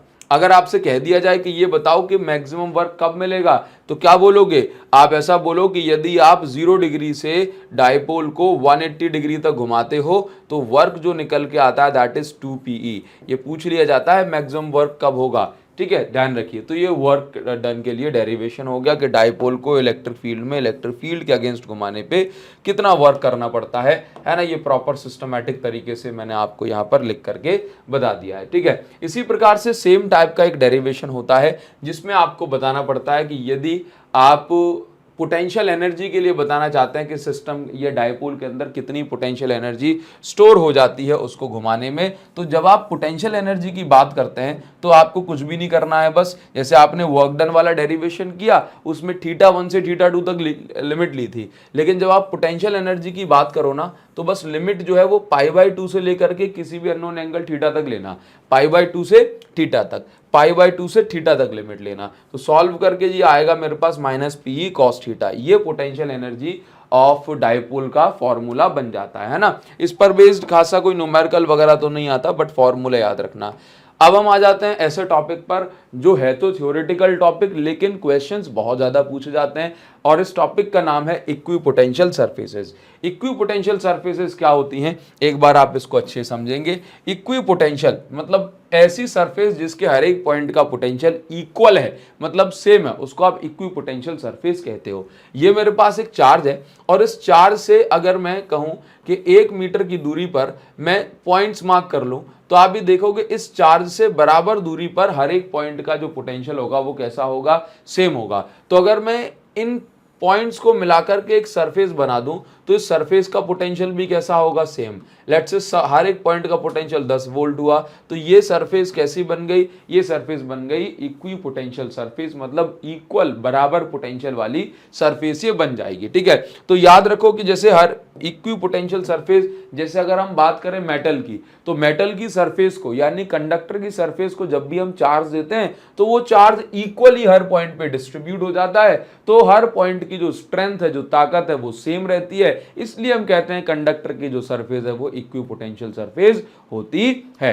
अब क्योंकि आपको पता है कि कंडक्टर की सरफेस पे इलेक्ट्रिक फील्ड लाइन हमेशा 90 डिग्री बनाती हैं कंडक्टर की सरफेस पे, और कंडक्टर की सरफेस कैसी है भाई, इक्विपोटेंशियल है, तो हम हमेशा ये बोलेंगे कि इक्विपोटेंशियल सरफेस पर जो इलेक्ट्रिक फील्ड लाइन है वो कितने डिग्री होती हैं, 90 डिग्री होती हैं। अच्छा देखिए जरा, तो ये हमने डेफिनेशन लिखी, surface of conductor is equipotential because charge is uniformly distributed over it. हाँ चलिए, अब इसके बाद इसमें आपको प्रॉपर्टीज ध्यान रखनी है। पहली प्रॉपर्टी तो ये हो गई इसमें कि जो इक्विपोटेंशियल सरफेस के हर एक पॉइंट का पोटेंशियल कैसा है, सेम है। दूसरी बात यह है कि अगर आप इक्विपोटेंशियल सरफेस पर एक पॉइंट से दूसरे पॉइंट तक मूव करेंगे तो वर्क कितना माना जाएगा, 0। क्यों? क्योंकि जैसे ये इक्विपोटेंशियल सरफेस हो गई भाई, इस जगह का पोटेंशियल कितना है 10 वोल्ट और इस जगह का पोटेंशियल भी कितना है 10 वोल्ट, तो जो पोटेंशियल डिफरेंस निकल के आया वो कितना है 0। तो अगर मुझे वर्क भी कैलकुलेट करना है तो फॉर्मूला होता है पोटेंशियल डिफरेंस इनटू जिस चार्ज को आप मूव करा रहे हो, ठीक है। तो वर्क पोटेंशियल डिफरेंस 2 पॉइंट का 0 है तो वर्क भी कितना करना पड़ेगा आपको, 0 वर्क करना पड़ेगा, ठीक है। तो ये काफी इंपॉर्टेंट पॉइंट है। इसके बाद इलेक्ट्रिक फील्ड लाइन हमेशा कंडक्टर की सरफेस पर इक्विपोटेंशियल होती हैं और अगर मैंने क्या बोला, इलेक्ट्रिक फील्ड लाइन हमेशा कंडक्टर की सरफेस पर या इक्विपोटेंशियल सरफेसेस पर कैसी होती हैं, परपेंडिकुलर। कैसी होती हैं, परपेंडिकुलर होती हैं। दो इक्विपोटेंशियल सरफेसेस कभी भी इंटरसेक्ट नहीं करती, क्योंकि अगर इंटरसेक्ट करेंगी तो एक पॉइंट पे दो पोटेंशियल्स पॉसिबल नहीं होंगे। अच्छा, अगर हम बात करें स्ट्रॉन्गर इलेक्ट्रिक फील्ड में, जहां पर कैसी स्ट्रॉन्गर इलेक्ट्रिक फील्ड है, वहां पर जो इक्विपोटेंशियल सरफेसेस हैं ये क्लोज होती हैं, पास पास में होती हैं। और अगर हम बात करें वीकर इलेक्ट्रिक फील्ड की, जहां पर इलेक्ट्रिक फील्ड की स्ट्रेंथ कमजोर है, इलेक्ट्रिक फील्ड लाइन दूर दूर है, वहां पर जो इक्विपोटेंशियल सरफेसेस हैं ये भी कैसी होंगी, ये भी दूर दूर होंगी। कैसी होंगी, ये भी दूर दूर होंगी। याद रखना, देखो स्ट्रॉन्गर इलेक्ट्रिक फील्ड मतलब इलेक्ट्रिक फील्ड लाइन पास पास में, तो इक्विपोटेंशियल सरफेस भी पास पास में होंगी। वीकर इलेक्ट्रिक फील्ड मतलब इलेक्ट्रिक फील्ड लाइन दूर दूर, तो इक्विपोटेंशियल सरफेस भी दूर दूर होंगी, ठीक है। ध्यान रखोगे। इस पर बेस्ड काफी सारे क्वेश्चंस पूछे जाते हैं जिनका आपको ध्यान रखना है। और पैटर्न की अगर मैं बात करूं तो आइसोलेटेड पॉजिटिव चार्ज मतलब पॉजिटिव चार्ज अगर कहीं पर रखा है तो उसके लिए इस प्रकार से स्फीयरिकल इक्विपोटेंशियल सरफेस होती हैं, और अगर नेगेटिव चार्ज है तो उसके लिए इस तरीके से इक्विपोटेंशियल सरफेस होती हैं। और अगर हमारे पास ये डायपोल है तो डायपोल के लिए जो व्हाइट लाइन से दिखाई जा रही है ना, वो इक्विपोटेंशियल सरफेस है। और अगर मेरे पास दो सिमिलर चार्जेस तो उसके लिए इक्विपोटेंशियल सरफेस ऐसी बनती है। अगर यूनिफॉर्म इलेक्ट्रिक फील्ड है तो उसके लिए इक्विपोटेंशियल सरफेसेस ऐसी बनती हैं। यहां पर बस आपको एक बात का ध्यान देना है, जैसे डायपोल की अगर मैं बात करूं ना, डायपोल की बात कर रहा हूं तो डायपोल के बीच में जो इलेक्ट्रिक फील्ड होती है वो स्ट्रांग होती है, स्ट्रांग इलेक्ट्रिक फील्ड होती है, ठीक है। और आसपास जो इलेक्ट्रिक फील्ड है वो कैसी है, वीक है। आसपास इलेक्ट्रिक फील्ड कैसी है, वीक है। इसलिए डायपोल के केस में ऐसा पैटर्न आपको देखने को मिलता है। स्ट्रॉन्ग इलेक्ट्रिक फील्ड में इक्विपोटेंशियल सरफेस पास पास में होती हैं और बाहर जो है आप देख रहे हो दूर दूर है। बाहर कैसी देख रहे हो, ये बाहर कैसी है बताओ जरा, बाहर दूर दूर है, समझ गए। तो ये पैटर्न आपको ध्यान रखना है, ये पैटर्न ध्यान रखना है कि अंदर इलेक्ट्रिक इक्विपोटेंशियल सरफेस पास पास में और बाहर देखो दूर दूर है, ठीक है। ये बात ध्यान रखोगे ना। चलिए, अच्छा कभी कभी आपसे पूछ लिया जाता है एक क्वेश्चन कि मान के चलो कहीं पे कलेक्शन ऑफ चार्जेस है, क्या है, कलेक्शन ऑफ चार्ज है, मतलब कहीं पे बहुत सारे चार्जेस रखे हुए हैं, लेकिन कैसे हैं भाई, ये जो कलेक्शन है इस पे चार्ज कैसा है, नॉन जीरो चार्ज है। मतलब ये जो मतलब काफी सारे चार्जेस एक जगह पे इकट्ठे रखे हुए हैं, ठीक है, और ये चार्जेस का सम जीरो नहीं है, नॉन जीरो है कुछ, ठीक है, कुछ ना कुछ इसका सम नॉन जीरो है, ठीक। कितना है ये नहीं पता। तो कह रहा है कि लार्ज डिस्टेंस पर ये कलेक्शन ऑफ चार्ज कैसे एक्ट करेगा, पॉइंट चार्ज की तरह एक्ट करेगा। और अगर पॉइंट चार्ज की तरह एक्ट करेगा तो ये इसके लिए सरफेस कैसी बनेगी, स्फीयरिकल सरफेस बनेगी। बच्चे प्लेन वेन लगा के गलती कर देते हैं, ठीक है। ये पूछा गया क्वेश्चन है कि कहीं पर बहुत सारे चार्जेस इकट्ठे रखे हुए हैं और उनका सम जो है नॉन जीरो है, तो लार्ज डिस्टेंस पर उनकी जो सरफेस होगी इक्विपोटेंशियल वो कैसी होगी, याद रखना कैसी होगी, इक्विपोटेंशियल सरफेस जो होगी ये स्फीयरिकल होगी। इस तरीके के क्वेश्चन हमने जो है मैराथन क्लास में खूब सारे आपको करवाए हुए हैं, ठीक है। ध्यान रखिए, जो भी बच्चा जो है, जिन बच्चों ने मैराथन क्लास ली थी, यूट्यूब वाले बच्चों के लिए मैराथन क्लासेस फ्री रखी थी मैंने, ठीक है। चलो आगे बढ़ेंगे और नेक्स्ट आपको पढ़ाया जाएगा अभी कैपेसिटर। देखिए अभी आपको नेक्स्ट हम बताते हैं कि भाई कैपेसिटर क्या होता है। याद रखिए, कैपेसिटर एक ऐसा डिवाइस है जिसके अंदर हम चार्ज स्टोर करते हैं। और अगर चार्ज, देखो कैपेसिटर की प्लेट पे क्या आता है, चार्ज। अगर इसकी प्लेट पे चार्ज आ गया तो ऑब्वियस सी बात है प्लेट्स के बीच में क्या बनेगी, इलेक्ट्रिक फील्ड बनेगी। और अगर इलेक्ट्रिक फील्ड बनेगी तो इलेक्ट्रिक फील्ड के अंदर एनर्जी स्टोर होती है और वो एनर्जी इलेक्ट्रिकल एनर्जी के फॉर्म में स्टोर होती है। तो याद रखिए, कैपेसिटर एक ऐसा डिवाइस है जिसका काम होता है चार्ज को स्टोर करना। चार्ज स्टोर हो गया तो ऑब्वियस सी बात है वहां पर एनर्जी भी स्टोर हो जाएगी। अगर हम बात करें कोई कंडक्टर कितना जो है चार्ज को होल्ड करके रख सकता है, उसी प्रॉपर्टी को हम बोलते हैं कैपेसिटेंस, तो कैपेसिटेंस का फॉर्मूला होता है C is equal to Q by V। याद रखिए V क्या है, पोटेंशियल डिफरेंस, ठीक है। तो अगर कभी भी पोटेंशियल डिफरेंस अगर घटाना है, घटा दिया आपने, तो कैपेसिटेंस आप बढ़ा सकते हैं। क्लियर, याद रखो कैपेसिटेंस की जो यूनिट है ये है फैराड, लेकिन फैराड काफी बड़ी यूनिट होती है, इसलिए हम डेली लाइफ में माइक्रो फैराड और पिको फैराड यूज करते हैं। अच्छा, इसके बाद अगर मैं कहूं 1 फैराड कितना होता है, तो याद रखिए अगर एक कंडक्टर को 1 कूलम चार्ज देने पर उसका पोटेंशियल 1 वोल्ट बढ़ जाता है तो हम उसकी कैपेसिटेंस को 1 फैराड कहते हैं। अगर हम बात करें हमारे पास एक स्फेरिकल कंडक्टर है जिसकी कुछ रेडियस कैपिटल R है, तो उसकी जो कैपेसिटेंस होगी that is 4 pi epsilon not R, और 4 पाई एप्सिलॉन नॉट की जो वैल्यू होती है दैट इज 1/9 ठीक है। और इसके बाद अगर आपसे कहा जाए कि आपके पास एक अर्थ के जितने साइज का, अर्थ की रेडियस का के जितना कंडक्टर है, तो उसकी कैपेसिटेंस कितनी होगी, याद रखिए इस फॉर्मूले में रखने के बाद आती है 711 माइक्रोफैराड। याद रखो आपसे कहा जा रहा है कि अर्थ के जितने साइज का कंडक्टर है, मतलब अर्थ का जितना साइज है उतना बड़ा कंडक्टर है, तो उसकी कैपेसिटेंस इतनी होगी। ये अर्थ की कैपेसिटेंस नहीं है, ठीक, याद रखो अर्थ की कैपेसिटेंस कितनी होती है, अर्थ की कैपेसिटेंस होती है ये इनफाइनाइट, उसको जितना मर्जी चार्ज आप उतना चार्ज दे सकते हैं, और अर्थ का जो पोटेंशियल होता है वो 0 होता है, ठीक है, याद रखिए। अच्छा सुनो, इसके बाद अगर मैं कहूं कैपेसिटर का यूजेस क्या है, तो याद रखो पंखे को इनिशियल टॉर्क प्रोवाइड करने के लिए कैपेसिटर का यानी कंडेंसर का हम यूज करते हैं। कैमरा के फ्लैश में कैपेसिटर का यूज होता है।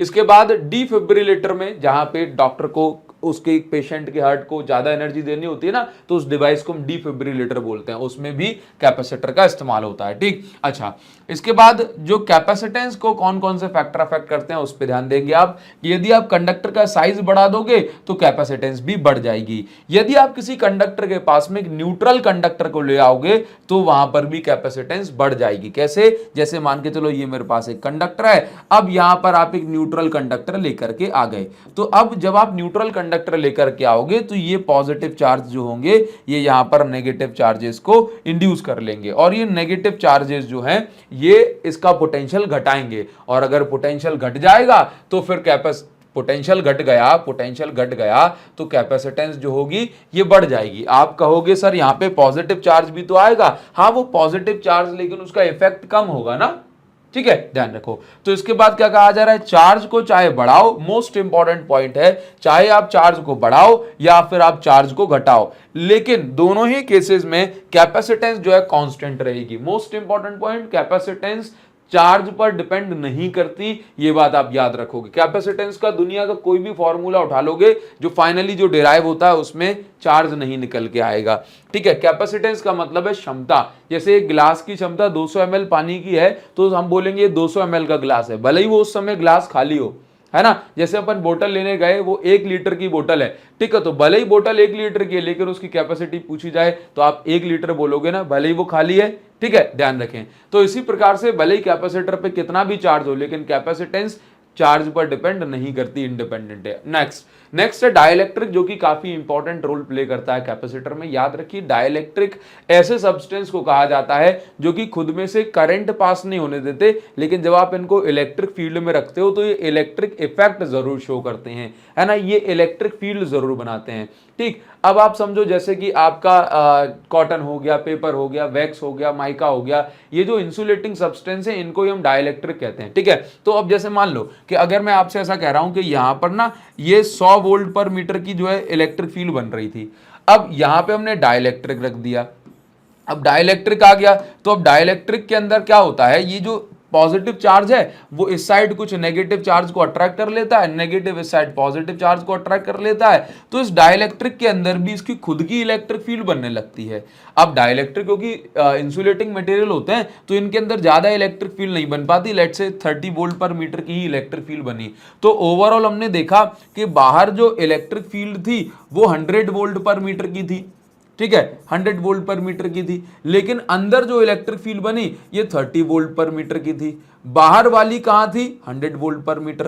तो ओवरऑल जो इलेक्ट्रिक फील्ड होगी इस डाइलेक्ट्रिक के अंदर वो कितनी होगी, नेट इलेक्ट्रिक फील्ड, भाई 100 थी, इस साइड 30 थी, इस साइड कैंसिल हो जाएगी, तो इस डाइलेक्ट्रिक के अंदर कितनी इलेक्ट्रिक फील्ड बची, 70 वोल्ट पर मीटर। तो याद रखिए डाइलेक्ट्रिक ने क्या किया, डाइलेक्ट्रिक आया, जिससे इलेक्ट्रिक फील्ड घट गई, और अगर इलेक्ट्रिक फील्ड घट जाती है, formula dV is equal to minus EdR, ठीक है, फॉर्मूला, अगर इलेक्ट्रिक फील्ड घट गई तो पोटेंशियल डिफरेंस भी घट जाता है। तो डाइलेक्ट्रिक आया, इससे इलेक्ट्रिक फील्ड घट गई, इलेक्ट्रिक फील्ड घट गई तो पोटेंशियल डिफरेंस भी घट गया, और अगर पोटेंशियल डिफरेंस घट गया तो आप ये देखेंगे कि कैपेसिटेंस बढ़ जाती है। तो इस प्रकार से डाइलेक्ट्रिक के आने से कैपेसिटेंस बढ़ जाती है, ठीक है। अच्छा, डाइलेक्ट्रिक अगर आता है, अगर डाइलेक्ट्रिक कांस्टेंट की वैल्यू k है, तो एयर में जो भी इलेक्ट्रिक फील्ड होती है उसके k टाइम्स इलेक्ट्रिक फील्ड घट जाती है। एयर में जो भी पोटेंशियल डिफरेंस होता है वो k टाइम्स घट जाता है डाइलेक्ट्रिक के आने से, और एयर में जो भी कैपेसिटेंस होती है, एयर फील्ड कैपेसिटर में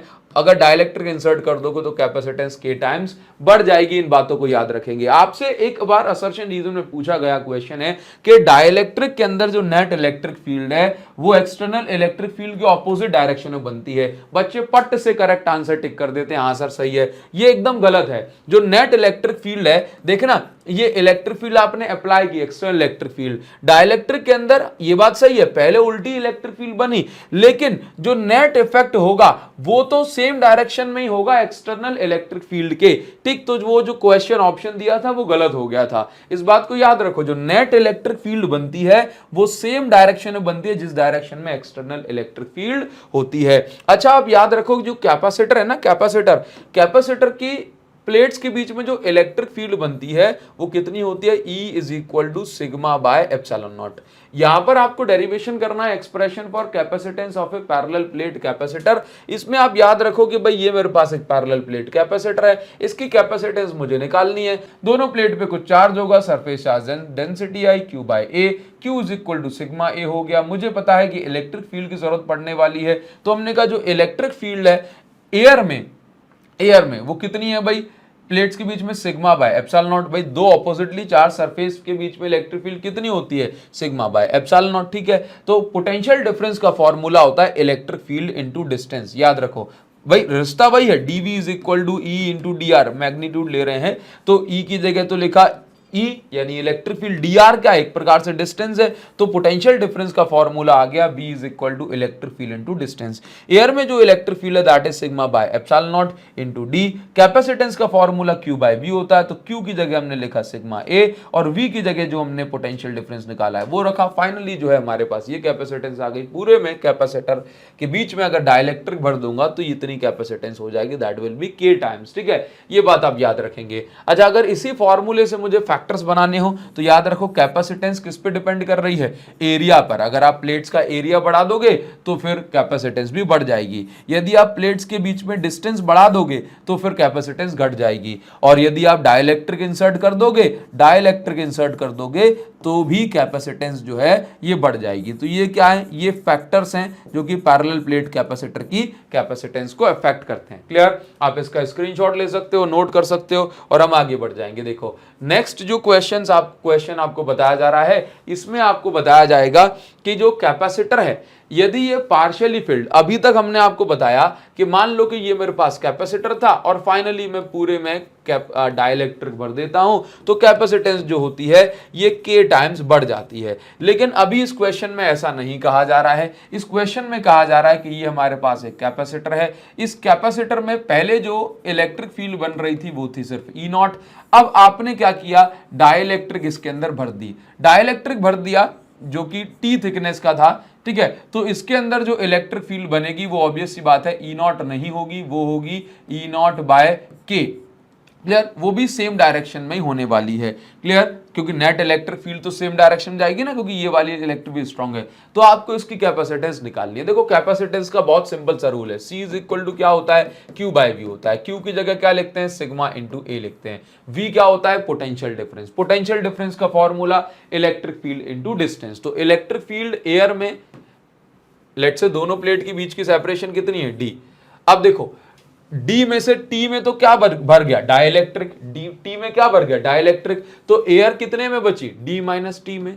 इलेक्ट्रिक फील्ड इंटू डिस्टेंस, तो हवा में इलेक्ट्रिक फील्ड इंटू हवा की दूरी इतनी बची है, प्लस मीडियम में इलेक्ट्रिक फील्ड इंटू मीडियम कितने दूरी का है, T थिकनेस का है। बस इस फॉर्मूले में सभी वैल्यूज लगा करके पुट कर देंगे, आंसर आ जाएगा। देखो जरा Q is equal to sigma A बना दिया, एयर में इलेक्ट्रिक फील्ड कितनी है पहले से बता दी, सिग्मा बाय एप्सिलॉन नॉट। अच्छा, डाइलेक्ट्रिक स्लैब जो आपने भरी हुई है इसके अंदर, उसमें इलेक्ट्रिक फील्ड कितनी होती है, ई नॉट बाय के, तो के का डिवाइड हो जाएगा सिग्मा बाय एप्सिलॉन नॉट के। अब पोटेंशियल डिफरेंस पहले से निकाल के रख लो, तो पोटेंशियल डिफरेंस फॉर्मूला हवा में इलेक्ट्रिक फील्ड इनटू हवा की डिस्टेंस, ठीक है, जितने में एयर भरी बची है अभी, और मीडियम में इलेक्ट्रिक फील्ड इनटू मीडियम की डिस्टेंस, ठीक। पोटेंशियल डिफरेंस का फॉर्मूला निकला, इसके बाद आपने C is equal to Q by V लगा करके ये सब काटा पीटी से सब उड़ा दिया, और फाइनली कैपेसिटेंस का ये फॉर्मूला हमारे पास निकल करके आ गया। आप इसका स्क्रीनशॉट ले सकते हो। किस नाम से पूछा जाएगा, partially field dielectric slab, partially field dielectric slab के नाम से पूछा जाएगा। डाइलेक्ट्रिक की छोटी सी पट्टी अगर डाल दी जाए तो फिर कितनी कैपेसिटेंस होगी, ऑब्वियस सी बात है कैपेसिटेंस बढ़ जाएगी, लेकिन ये फॉर्मूला इसका होने वाला है। कभी आपसे जैसे बाय चांस पूछ लिया जाए कि ये बताओ कैपेसिटेंस जो है कितनी गुना बढ़ जाएगी या घट जाएगी यदि हमने पूरे में मेटल भर दिया, क्या भर दिया, मेटल भर दिया, तो क्या होगा बताओ जरा। तो बस इतना हो जाएगा, यदि आपने पूरे में मेटल भर दिया तो कैपेसिटेंस आप समझते हो के टाइम्स बढ़ जाती है, तो के टाइम्स बढ़ने का मतलब इनफाइनाइट कैपेसिटेंस हो जाएगी इसकी। एक्चुअल में वो इनफाइनाइट कैपेसिटेंस नहीं होगी, ये कैपेसिटर क्या बन जाएगा, कैपेसिटर विल बिकम, क्योंकि डाइलेक्ट्रिक कांस्टेंट मेटल के इनफाइनाइट होता है, तो एक्चुअल में वो इनफाइनाइट कैपेसिटेंस नहीं होगी, कैपेसिटर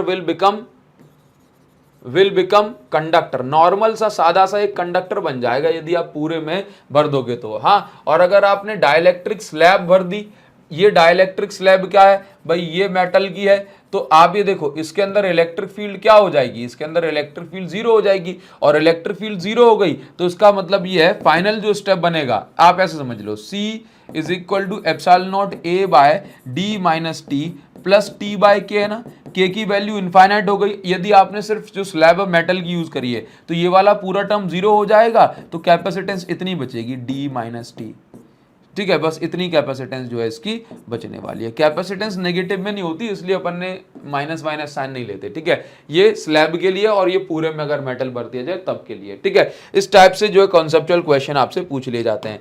इसके बाद एनर्जी स्टोर्ड इन कैपेसिटर, इसके डेरिवेशन वगैरह तो हमारे सिलेबस से डिलीटेड है, लेकिन आप याद रखो जब भी आप किसी कैपेसिटर को चार्ज करते हो तो चार्ज करते हैं, तो चार्ज करने से ऑब्वियस सी बात है इसके अंदर एनर्जी आ जाती है, और एनर्जी कितनी होती है उसका formula U is equal to half CV square, दूसरा फॉर्मूला है U is equal to half QV, और तीसरा फॉर्मूला है U is equal to Q square by 2C। ये तीन फॉर्मूले हैं, ये तीनों फॉर्मूले पोटेंशियल एनर्जी के हैं, ठीक है। इसके बाद अगर हम कहें कि इसके एक यूनिट वॉल्यूम में कितनी एनर्जी आ जाती है कैपेसिटर के अंदर, या कहूं एनर्जी डेंसिटी, तो उसका फॉर्मूला होता है half epsilon naught into E square, ठीक है, ये आप याद रखेंगे। क्लियर है, चलिए आगे हम बढ़ जाएंगे, और नेक्स्ट जो आपको समझना है, ये भाई फॉर्मूले हैं काफी इंपॉर्टेंट, ये आप ध्यान रखोगे। आगे जो नेक्स्ट आपको समझना, that is effect of dielectric in capacitor in different cases. मतलब आपसे कहा जा रहा है कि ये हमारे पास अलग अलग केसेस बताए जाएंगे, और उन अलग अलग केसेस में charge, electric field, potential difference, capacitance, energy को क्या होगा। तो पहला केस बहुत सिंपल सा आपको दिया जा रहा है। इस केस में आपसे क्या कहा जा रहा है, इसको आप ध्यान से सुनेंगे। कह रहा है कि आपके पास बस एक कैपेसिटर है, इसमें ना तो कोई बैटरी कनेक्टेड है और ना ही कोई डाइलेक्ट्रिक है, ये पहले से मान लो चार्ज है, तो इसके पास इनिशियली चार्ज कितना होगा, हमने कहा Q नॉट चार्ज होगा। इनिशियली एनर्जी कितनी होगी, हमने कहा E नॉट एनर्जी होगी। Initially potential difference V not होगा, कैपेसिटेंस C नॉट होगी, और एनर्जी EU नॉट होगी। अब कह रहा है मान लो कि यदि आप इस कैपेसिटर के अंदर बस एक डाइलेक्ट्रिक इंसर्ट कर देते हैं, क्या इंसर्ट कर देते हैं, डाइलेक्ट्रिक, और बैटरी अभी भी कनेक्टेड नहीं है, तो याद रखिए कि बैटरी कनेक्टेड नहीं है ना, बैटरी कनेक्टेड नहीं है, डाइलेक्ट्रिक के आने से चार्ज को कुछ नहीं होता, तो चार्ज तो Q नॉट से Q नॉट ही बना रहेगा। लेकिन आप समझते हो डाइलेक्ट्रिक के आने से जो इलेक्ट्रिक फील्ड होती है वो K टाइम्स घट जाती है, पोटेंशियल डिफरेंस भी K टाइम्स घट जाता है, लेकिन कैपेसिटेंस K टाइम्स बढ़ जाती है। और एनर्जी क्या हो जाता है, एनर्जी को भी चेक कर लेते हैं, हाफ, ऐसे देख लो, U इज इक्वल टू क्या होता है, हाफ QV होता है। अच्छा, हाफ QV बताया भी आपको, U is equal to 1/2, charge को तो कुछ नहीं होगा, चार्ज जो पहले था वही रहेगा, पोटेंशियल डिफरेंस K टाइम्स घट जाएगा, जिससे एनर्जी भी क्या होगी, K टाइम्स घट जाएगी, है ना। तो अगर कहा जाए कि आपने बस डाइलेक्ट्रिक भर दिया, बैटरी कनेक्ट नहीं की, तो आप यहां पर क्या देखेंगे कि जो एनर्जी होगी वो K टाइम्स घट जाती है, ठीक। अब जो तीसरा केस है उसमें कहा जा रहा है कि आपने इस बार क्या किया कि डाइलेक्ट्रिक भी भर दिया और आपने बैटरी भी कनेक्ट कर दी। तो अब क्या होगा भाई, सुनना, अब सुनो, डाइलेक्ट्रिक आपने क्या किया, भर दिया और बैटरी भी आपने कनेक्टेड रखी, बैटरी कनेक्टेड रखी। तो सुनो, वैसे क्या होता है कि डाइलेक्ट्रिक के आने से पोटेंशियल डिफरेंस के टाइम्स घट जाता है, लेकिन बैटरी का तो काम ही है पोटेंशियल डिफरेंस को मेंटेन करना। तो अब होगा क्या कि बैटरी जो है पोटेंशियल डिफरेंस को घटने नहीं देगी, है ना, क्योंकि पोटेंशियल डिफरेंस घट रहा, डाइलेक्ट्रिक के आने से पोटेंशियल डिफरेंस घटता है, ठीक। लेकिन बैटरी का काम क्या है, बैटरी को कमांड क्या मिली है, बोला पोटेंशियल डिफरेंस नहीं घटना चाहिए। तो बैटरी क्या करती है, इस प्लेट को, कैपेसिटर की प्लेट को और ज्यादा और ज्यादा और ज्यादा चार्ज देती है, सो दैट इसका पोटेंशियल डिफरेंस जो है वो मेंटेन रहता है। यानी कि इस बार जो चार्ज होगा वो चार्ज के टाइम्स जो है बढ़ा देगी बैटरी, ठीक है, अगर डाइलेक्ट्रिक कनेक्टेड है तो। और अगर डाइलेक्ट्रिक कनेक्टेड नहीं है तो चार्ज जैसा का जैसे ही रहेगा, ठीक है। अब देखो, अभी क्या है, अभी सुनो, अभी अगर पोटेंशियल डिफरेंस कांस्टेंट रहा तो इलेक्ट्रिक फील्ड भी कैसी रहेगी, कांस्टेंट।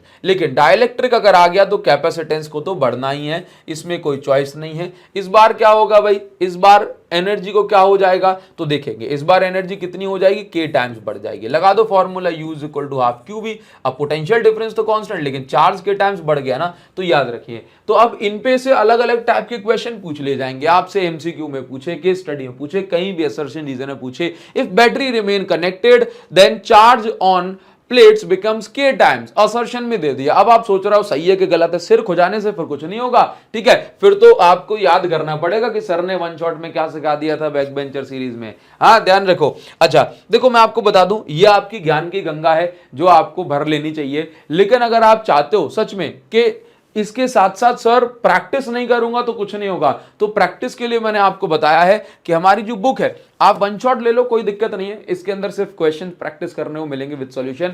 ये बुक आपके बहुत काम आएगी, प्रैक्टिस जरूर करनी है। और आप अभी लेट नहीं हो भाई, अभी आपके पास खूब सारा टाइम है। अगर आपको 2 महीने ही बचे हैं, 2 महीने में काया पलट हो सकती है। आप हमारे कोर्स के अंदर आ जाओ, उसके अंदर आपको डेली क्लासेस के जरिए एकदम फिजिक्स में मस्त मक्खन आपको बनवा दिया जाएगा। बस कंडीशन ये, डेली क्लासेस लोगे तो मजा आ जाएगा, है ना। तो डिस्क्रिप्शन में लिंक दिए, जरा इसको चेक कर लेना। आपको डेली क्लासेस लेनी है, जब तक डेली क्लास नहीं लोगे तब तक कुछ नहीं हो सकता, ध्यान रखिएगा। चलो आगे बढ़ेंगे, और नेक्स्ट जो आपको समझना है दैट इज कैपेसिटेंस ऑफ, मतलब कॉम्बिनेशन ऑफ कैपेसिटर। अब अगर हम बात करें कैपेसिटर की, तो कैपेसिटर को आप 2 तरीके से कनेक्ट करेंगे, एक आपका सीरीज कॉम्बिनेशन होगा और दूसरा होगा आपका पैरेलल कॉम्बिनेशन। सीरीज कॉम्बिनेशन में क्या होता है कि जो चार्ज होता है वो सभी कैपेसिटर के अंदर सेम होगा। यदि इस कैपेसिटर में चार्ज क्यू है तो इसके अंदर भी चार्ज क्यू रहने वाला है। लेकिन जो पोटेंशियल डिफरेंस होता है ये हर एक कैपेसिटर के अक्रॉस अलग अलग होता है। तो सीरीज में चार्ज सेम होगा, पोटेंशियल डिफरेंस अलग अलग होगा। सीरीज कॉम्बिनेशन में कैपेसिटेंस की जो फॉर्मूला होता है ये होता है 1/c is equal to 1/c 1 + 1/c 2 + 1/c 3। ये इक्विवेलेंट कैपेसिटेंस जो अपन निकालते हैं उसका फॉर्मूला। अगर 2 कैपेसिटर लगे हैं तो उसका फॉर्मूला ये होता है, और अगर 2 कैपेसिटर यहां पे लगे हैं या 3 लगे हैं, 4 लगे हैं पैरेलल में, तो उसका फॉर्मूला ये होता है। यानी कि पैरेलल में नेट कैपेसिटेंस निकालने के लिए बस आप कैपेसिटेंस को जोड़ देते हैं, ठीक है। अच्छा याद रखो, ये नोट पॉइंट है, गोल्डन पॉइंट, जहां से चार्ज डिवाइड हो जाए बस वही ब्रांच समझ लेना कि पैरेलल में है। और अगर सेम चार्ज फ्लो हो रहा है यदि हर एक कैपेसिटर में, तो समझ लेना वो सभी कैपेसिटर किस में है, सीरीज में है। किस में है, सीरीज में। अच्छा देखो, अब इसमें अलग अलग भांति भांति के क्वेश्चन आपसे एग्जाम में पूछे जा सकते हैं, लेकिन मैं आपको कुछ कॉमन पैटर्न बताता हूं जो एग्जाम में आपके काफी सारे बार पूछे गए हैं और पूछे जाने के चांसेस फिर से बहुत ज्यादा बनते हैं। ये कुछ कैसे, ये फिक्स्ड पैटर्न है। क्या है, ये फिक्स्ड पैटर्न्स हैं। अब इसको आइडेंटिफाई कैसे करेंगे, अब इस टाइप के क्वेश्चन को करने के लिए आप बस ऐसे चेक करा करो कि यहां पर जो पॉइंट जो लिखे हैं ना, बस उनको देखो। अब आप ये चेक करो कि ये जो ए है और ये डी है, तो आप ये देखो कि ए और डी के बीच में कैपेसिटर कहीं लग रहा होगा। ऐसे शेप में 5 कैपेसिटर जो है हो सकते हैं, ठीक है। देखो तो अभी क्या है, ए और डी के बीच में एक कैपेसिटर है। अब चेक करो कि ये ए और सी के बीच में भी एक कैपेसिटर है, तो मैंने कहा ए और सी के बीच में एक कैपेसिटर हो गया, एक कैपेसिटर हो गया। ठीक है, चलिए अब ए का तो काम बन गया। अब चेक करो यहां पे बी और डी के बीच में भी एक कैपेसिटर है, तो बी लगाया आपने, बी और डी के बीच में एक कैपेसिटर लगा दिया। ठीक है, फिर चेक करो बी और सी के बीच में भी एक कैपेसिटर है, तो बी और सी के बीच में एक कैपेसिटर लगा दिया। अब एक कैपेसिटर और रह गया है जो कि सी और डी के बीच में है, तो सी और डी कुछ इस प्रकार से हैं, ये कैपेसिटर हो गया। ठीक, अब आप यहां पर चेक करो कि इस प्रकार से बैटरी तो कुछ कनेक्टेड नहीं है, यहां से चार्ज वार्ज कुछ आ रहा है, ए से जा रहा है और बी से जो है बाहर निकल रहा है।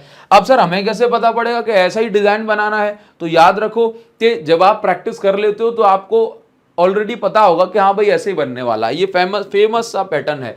ठीक, अब इसमें देख लो कि ए और डी के बीच में 2 फैराड की कैपेसिटर लगा हुआ है और ए और सी के बीच में 4 फैराड का। ठीक है, इसके बाद बीसी के बीच में 8 फैराड का है और इसके बीच में जो है ये देखो बीडी के बीच में 4 फैराड का है। ठीक है, और ये कितने का है? 5 फैराड का है। अब आप यहां पर बिल्कुल इसी शेप में, इसी सीक्वेंस में नाम दोगे कि ये P है, ये Q है, ये R है, ये S है, बिल्कुल इसी सीक्वेंस में P Q R S। ठीक, तो आप चेक करो कि एक्चुअल में अगर ये P bye Q, P upon Q और ये R बाय S यदि आपका सेम निकल के आ जाए, P बाय Q कितना है? 2 बाय 4, R बाय S कितना है? 4 बाय 8, तो अगर आप सॉल्व करोगे तो दोनों कितना 1 बाय 2 निकल के आ जाएगा। और ये जो पैटर्न होता है, ये पैटर्न किसका होता है? ये फेमस व्हीटस्टोन ब्रिज की कंडीशन है, व्हीटस्टोन ब्रिज की कंडीशन है। और अगर ऐसा पैटर्न बन जाए तो याद रखना कि ऐसे पैटर्न में आप जो बीच वाली जो ब्रांच है, ये डी और सी के बीच वाली जो ब्रांच है, ये ब्रांच सिर्फ आपको डराने के लिए है। आप इस ब्रांच को हटा दोगे तो पैटर्न आपका कुछ ऐसा बन जाएगा, फिर आपका पैटर्न ऐसा बन जाएगा। और इस पैटर्न में क्या समझ जाते हो आप कि भाई ये देखो चार्ज यहां से जा रहा है, इसको 2 रास्ते मिल गए, 2 रास्ते, ये दोनों, ये एक रास्ता ये, एक रास्ता ये। अब ये दोनों सीरीज में, ये दोनों सीरीज, क्या करना है अपन को कि यहां पर बीच में कोई कैपेसिटर तो नहीं है, बीच में कोई रेजिस्टेंस तो नहीं है, तो जो भी चार्ज बैटरी से आएगा वो सारा का सारा चार्ज जो है ये इजी पाथ से, यानी कि बिना कैपेसिटर वाले पाथ से चला जाएगा, क्योंकि ऐसे पाथ में चार्ज को कोई रुकावट ऑफर नहीं होगी। तो ये दोनों कैपेसिटर के अंदर कोई चार्ज जाएगा ही नहीं, तो ये दोनों कैपेसिटर किसी काम के नहीं है। ठीक है, इसी प्रकार से चार्ज जो है आगे बढ़ेगा तो इस कैपेसिटर से तो पास होगा, लेकिन चार्ज को अब 2 रास्ते मिले, एक रास्ता ये, एक रास्ता ये, तो चार्ज नीचे वाले रास्ते से नहीं जाएगा क्योंकि यहां पर उसको मुसीबत है, कठिनाई है, तो ये जाएगा जहां पे 0 रेजिस्टेंस है, जहां पे कोई रुकावट है ही नहीं, तो चार्ज इससे भी फ्लो नहीं होगा। तो जिनसे कैपेसिटर में चार्ज फ्लो नहीं होता वो कैपेसिटर किसी काम के नहीं होते। तो यहां पर बस एक ही कैपेसिटर है जिससे चार्ज फ्लो होगा और वो है आपका 2 माइक्रोफैरड वाला। तो इसका मतलब है 2 माइक्रोफैरड कैपेसिटेंस इसकी नेट कैपेसिटेंस हो गई। और इसके अगर अंदर चार्ज भी मुझे निकालना है तो आप निकाल सकते हो। कैसे? Q इज इक्वल टू सी भी लगाओ, आपको चार्ज जो है ये मिल जाएगा। अब देखिए जरा एग्जाम में इस टाइप के क्वेश्चन भी पूछ ले जाते हैं जिसमें आपसे नेट कैपेसिटेंस पूछ ली जाती है या फिर डाइलेक्ट्रिक कांस्टेंट की नेट वैल्यू पूछ ली जाती है। क्वेश्चन आपको कुछ इस तरीके से मिल सकते हैं। मान के चलो कि आपके पास ये इस तरह से एक कैपेसिटर दिया है और उसके आधे पार्ट में एक डाइलेक्ट्रिक कांस्टेंट भर दिया और उसके आधे पार्ट में दूसरा टाइप का डाइलेक्ट्रिक कांस्टेंट भर दिया। तो आप ये देखेंगे कि ऐसे केस में आप देखो कि दोनों के बीच की डिस्टेंस क्या हो गई? d/2, लेकिन दोनों जो है प्लेट का प्रॉपर पूरा सरफेस एरिया घेरे हुए हैं, तो यहां पर एरिया तो दोनों केसेस में सेम होने वाला है। ऐसे कॉम्बिनेशन को हम एक के बाद दूसरा लगाए, ऐसे कॉम्बिनेशन को हम कैपेसिटर का सीरीज कॉम्बिनेशन कहते हैं। जबकि यदि ऐसा हो जाए कि पूरे डिस्टेंस में ऐसा हो जाए कि चार्ज जो है इस तरीके से डिस्ट्रीब्यूट हो, तो देखना कि प्लेट का जो आधा एरिया ऊपर वाले डाइलेक्ट्रिक ने, आधा एरिया नीचे वाले ने, तो a/2 एरिया घेर के रखा है, दोनों के बीच के डिस्टेंस सेम है। तो ऐसा जो केस होता है ये पैरेलल कॉम्बिनेशन वाला होता है। मतलब एक के बाद एक चिपका है, एक के बाद दूसरा, दूसरे के बाद तीसरा, तो सीरीज है। और ये कैसा है भाई? पैरेलल कॉम्बिनेशन, ऊपर नीचे रखा हुआ है। तो ठीक है, अब ऐसे केस में आपको कई बार कह देते हैं कि भाई डाइलेक्ट्रिक कांस्टेंट की नेट वैल्यू निकालो, है ना, या फिर कहें कि भाई नेट कैपेसिटेंस निकालो। तो कैसे सॉल्व करते हैं देखो जरा इसको। फॉर्मूला क्या होता है कैपेसिटेंस का? C is equal to epsilon not A/D होता है कि नहीं होता? अगर मैं इसे डाइलेक्ट्रिक कांस्टेंट K भर देता हूं तो ये हो जाता है K एप्सिलॉन नॉट D/D होता है। ठीक है, अब आप समझो कि जैसे ये जो ये जो कैपेसिटर के दो पार्ट है ना, हम इसको दो इंडिविजुअल कैपेसिटर समझते हैं और ये दोनों सीरीज में कंसीडर करते हैं। तो अगर मैं इस पार्ट की कैपेसिटेंस निकालूंगा तो फॉर्मूला क्या बनेगा, के की जगह K1 एप्सिलॉन नॉट ए की जगह एप्सिलॉन नॉट ए, लेकिन यहाँ पे डिस्टेंस d नहीं है, d/2 है, तो d/2 लिख दिया, तो फाइनली कैपेसिटेंस ये बन जाएगी, 2 ऊपर कूद जाएगा। इसी प्रकार से इस पार्ट की कैपेसिटेंस मैंने निकाली। तो आप अगर यहां पर ये नोटिस करें कि ये दोनों किसमें, सीरीज में है, तो मैंने C1 C2 bye C1 plus C2 formula लगाया और ये C1 की वैल्यू C2 की वैल्यू C1 और C2 को ऐड किया, मैंने देखा कॉमन वन लेने के बाद फाइनली ये बच रहा है। तो ये जो वैल्यू हो गई, ये वैल्यू हो गई आपकी किसकी, नेट कैपेसिटेंस की। और अगर आप ध्यान से देखें तो आप ये पाएंगे कि epsilon not a by D की जगह तो epsilon not a by D लिखा हुआ है, ये जो के आप देख रहे हो इस के की जगह 2k1 k2 by k1 plus k2 लिखा हुआ, और ये इसकी के की वैल्यू निकल करके आ जाती है। तो काफी बार ये इस टाइप के क्वेश्चन कंपटीशन में और आपके एग्जाम में पूछे गए हैं और अब फिर से आने के चांसेस हैं। अब मान लो अगर इसी टाइप के क्वेश्चन को सॉल्व करना है कि भाई नेट कैपेसिटेंस वगैरह निकालो, कैसे निकालोगे, तो C1 ऊपर वाले पार्ट की कैपेसिटेंस कितनी होगी, C is equal to K epsilon naught A by D, लेकिन यहां पर डिस्टेंस तो दोनों की सेम है, लेकिन जो एरिया है वो दोनों का कितना है, आधा आधा, तो A की जगह A/2 और K की जगह K1, तो K1 एप्सिलॉन नॉट ये इतना आ गया, इसी प्रकार से K2 भी आ गया। अब पैरेलल में तो दोनों को हमने ऐड कर दिया, ऐड करने का फाइनली इतना बचा, तो नेट कैपेसिटेंस हमारी इतनी आ गई ये वाले केस में, और ये जो वैल्यू है ये इक्विवेलेंट डाइलेक्ट्रिक कांस्टेंट की वैल्यू है। उम्मीद करता हूं आपको समझ में आया होगा। अगर आपको लगा कि भाई इस वीडियो में सर मजा आया तो जल्दी से कॉमेंट सेक्शन में मुझे बताना कि सर नेक्स्ट वीडियो आपको कौन सी चाहिए, बैक बेंचर सीरीज में चाहिए या वन शॉट में, दोनों में से जिन लोगों के बोर्ड ज्यादा होंगे, जिन लोगों के कमेंट ज्यादा होंगे, उनके लिए जल्दी से कंटेंट आने वाला है। तो जल्दी से आपका वेट कर रहा हूं कमेंट सेक्शन में, मुझे कमेंट सेक्शन में लिख करके बताओ। और हां, मुझे यह भी बताना कि नेक्स्ट वीडियो आपको कौन सी चाहिए। ठीक है, ये फॉर्मेट आपको समझ आ रहा है, पसंद आ रहा है या नहीं, आपका कमेंट में वेट कर रहा हूं। Thank you guys, thank you so much.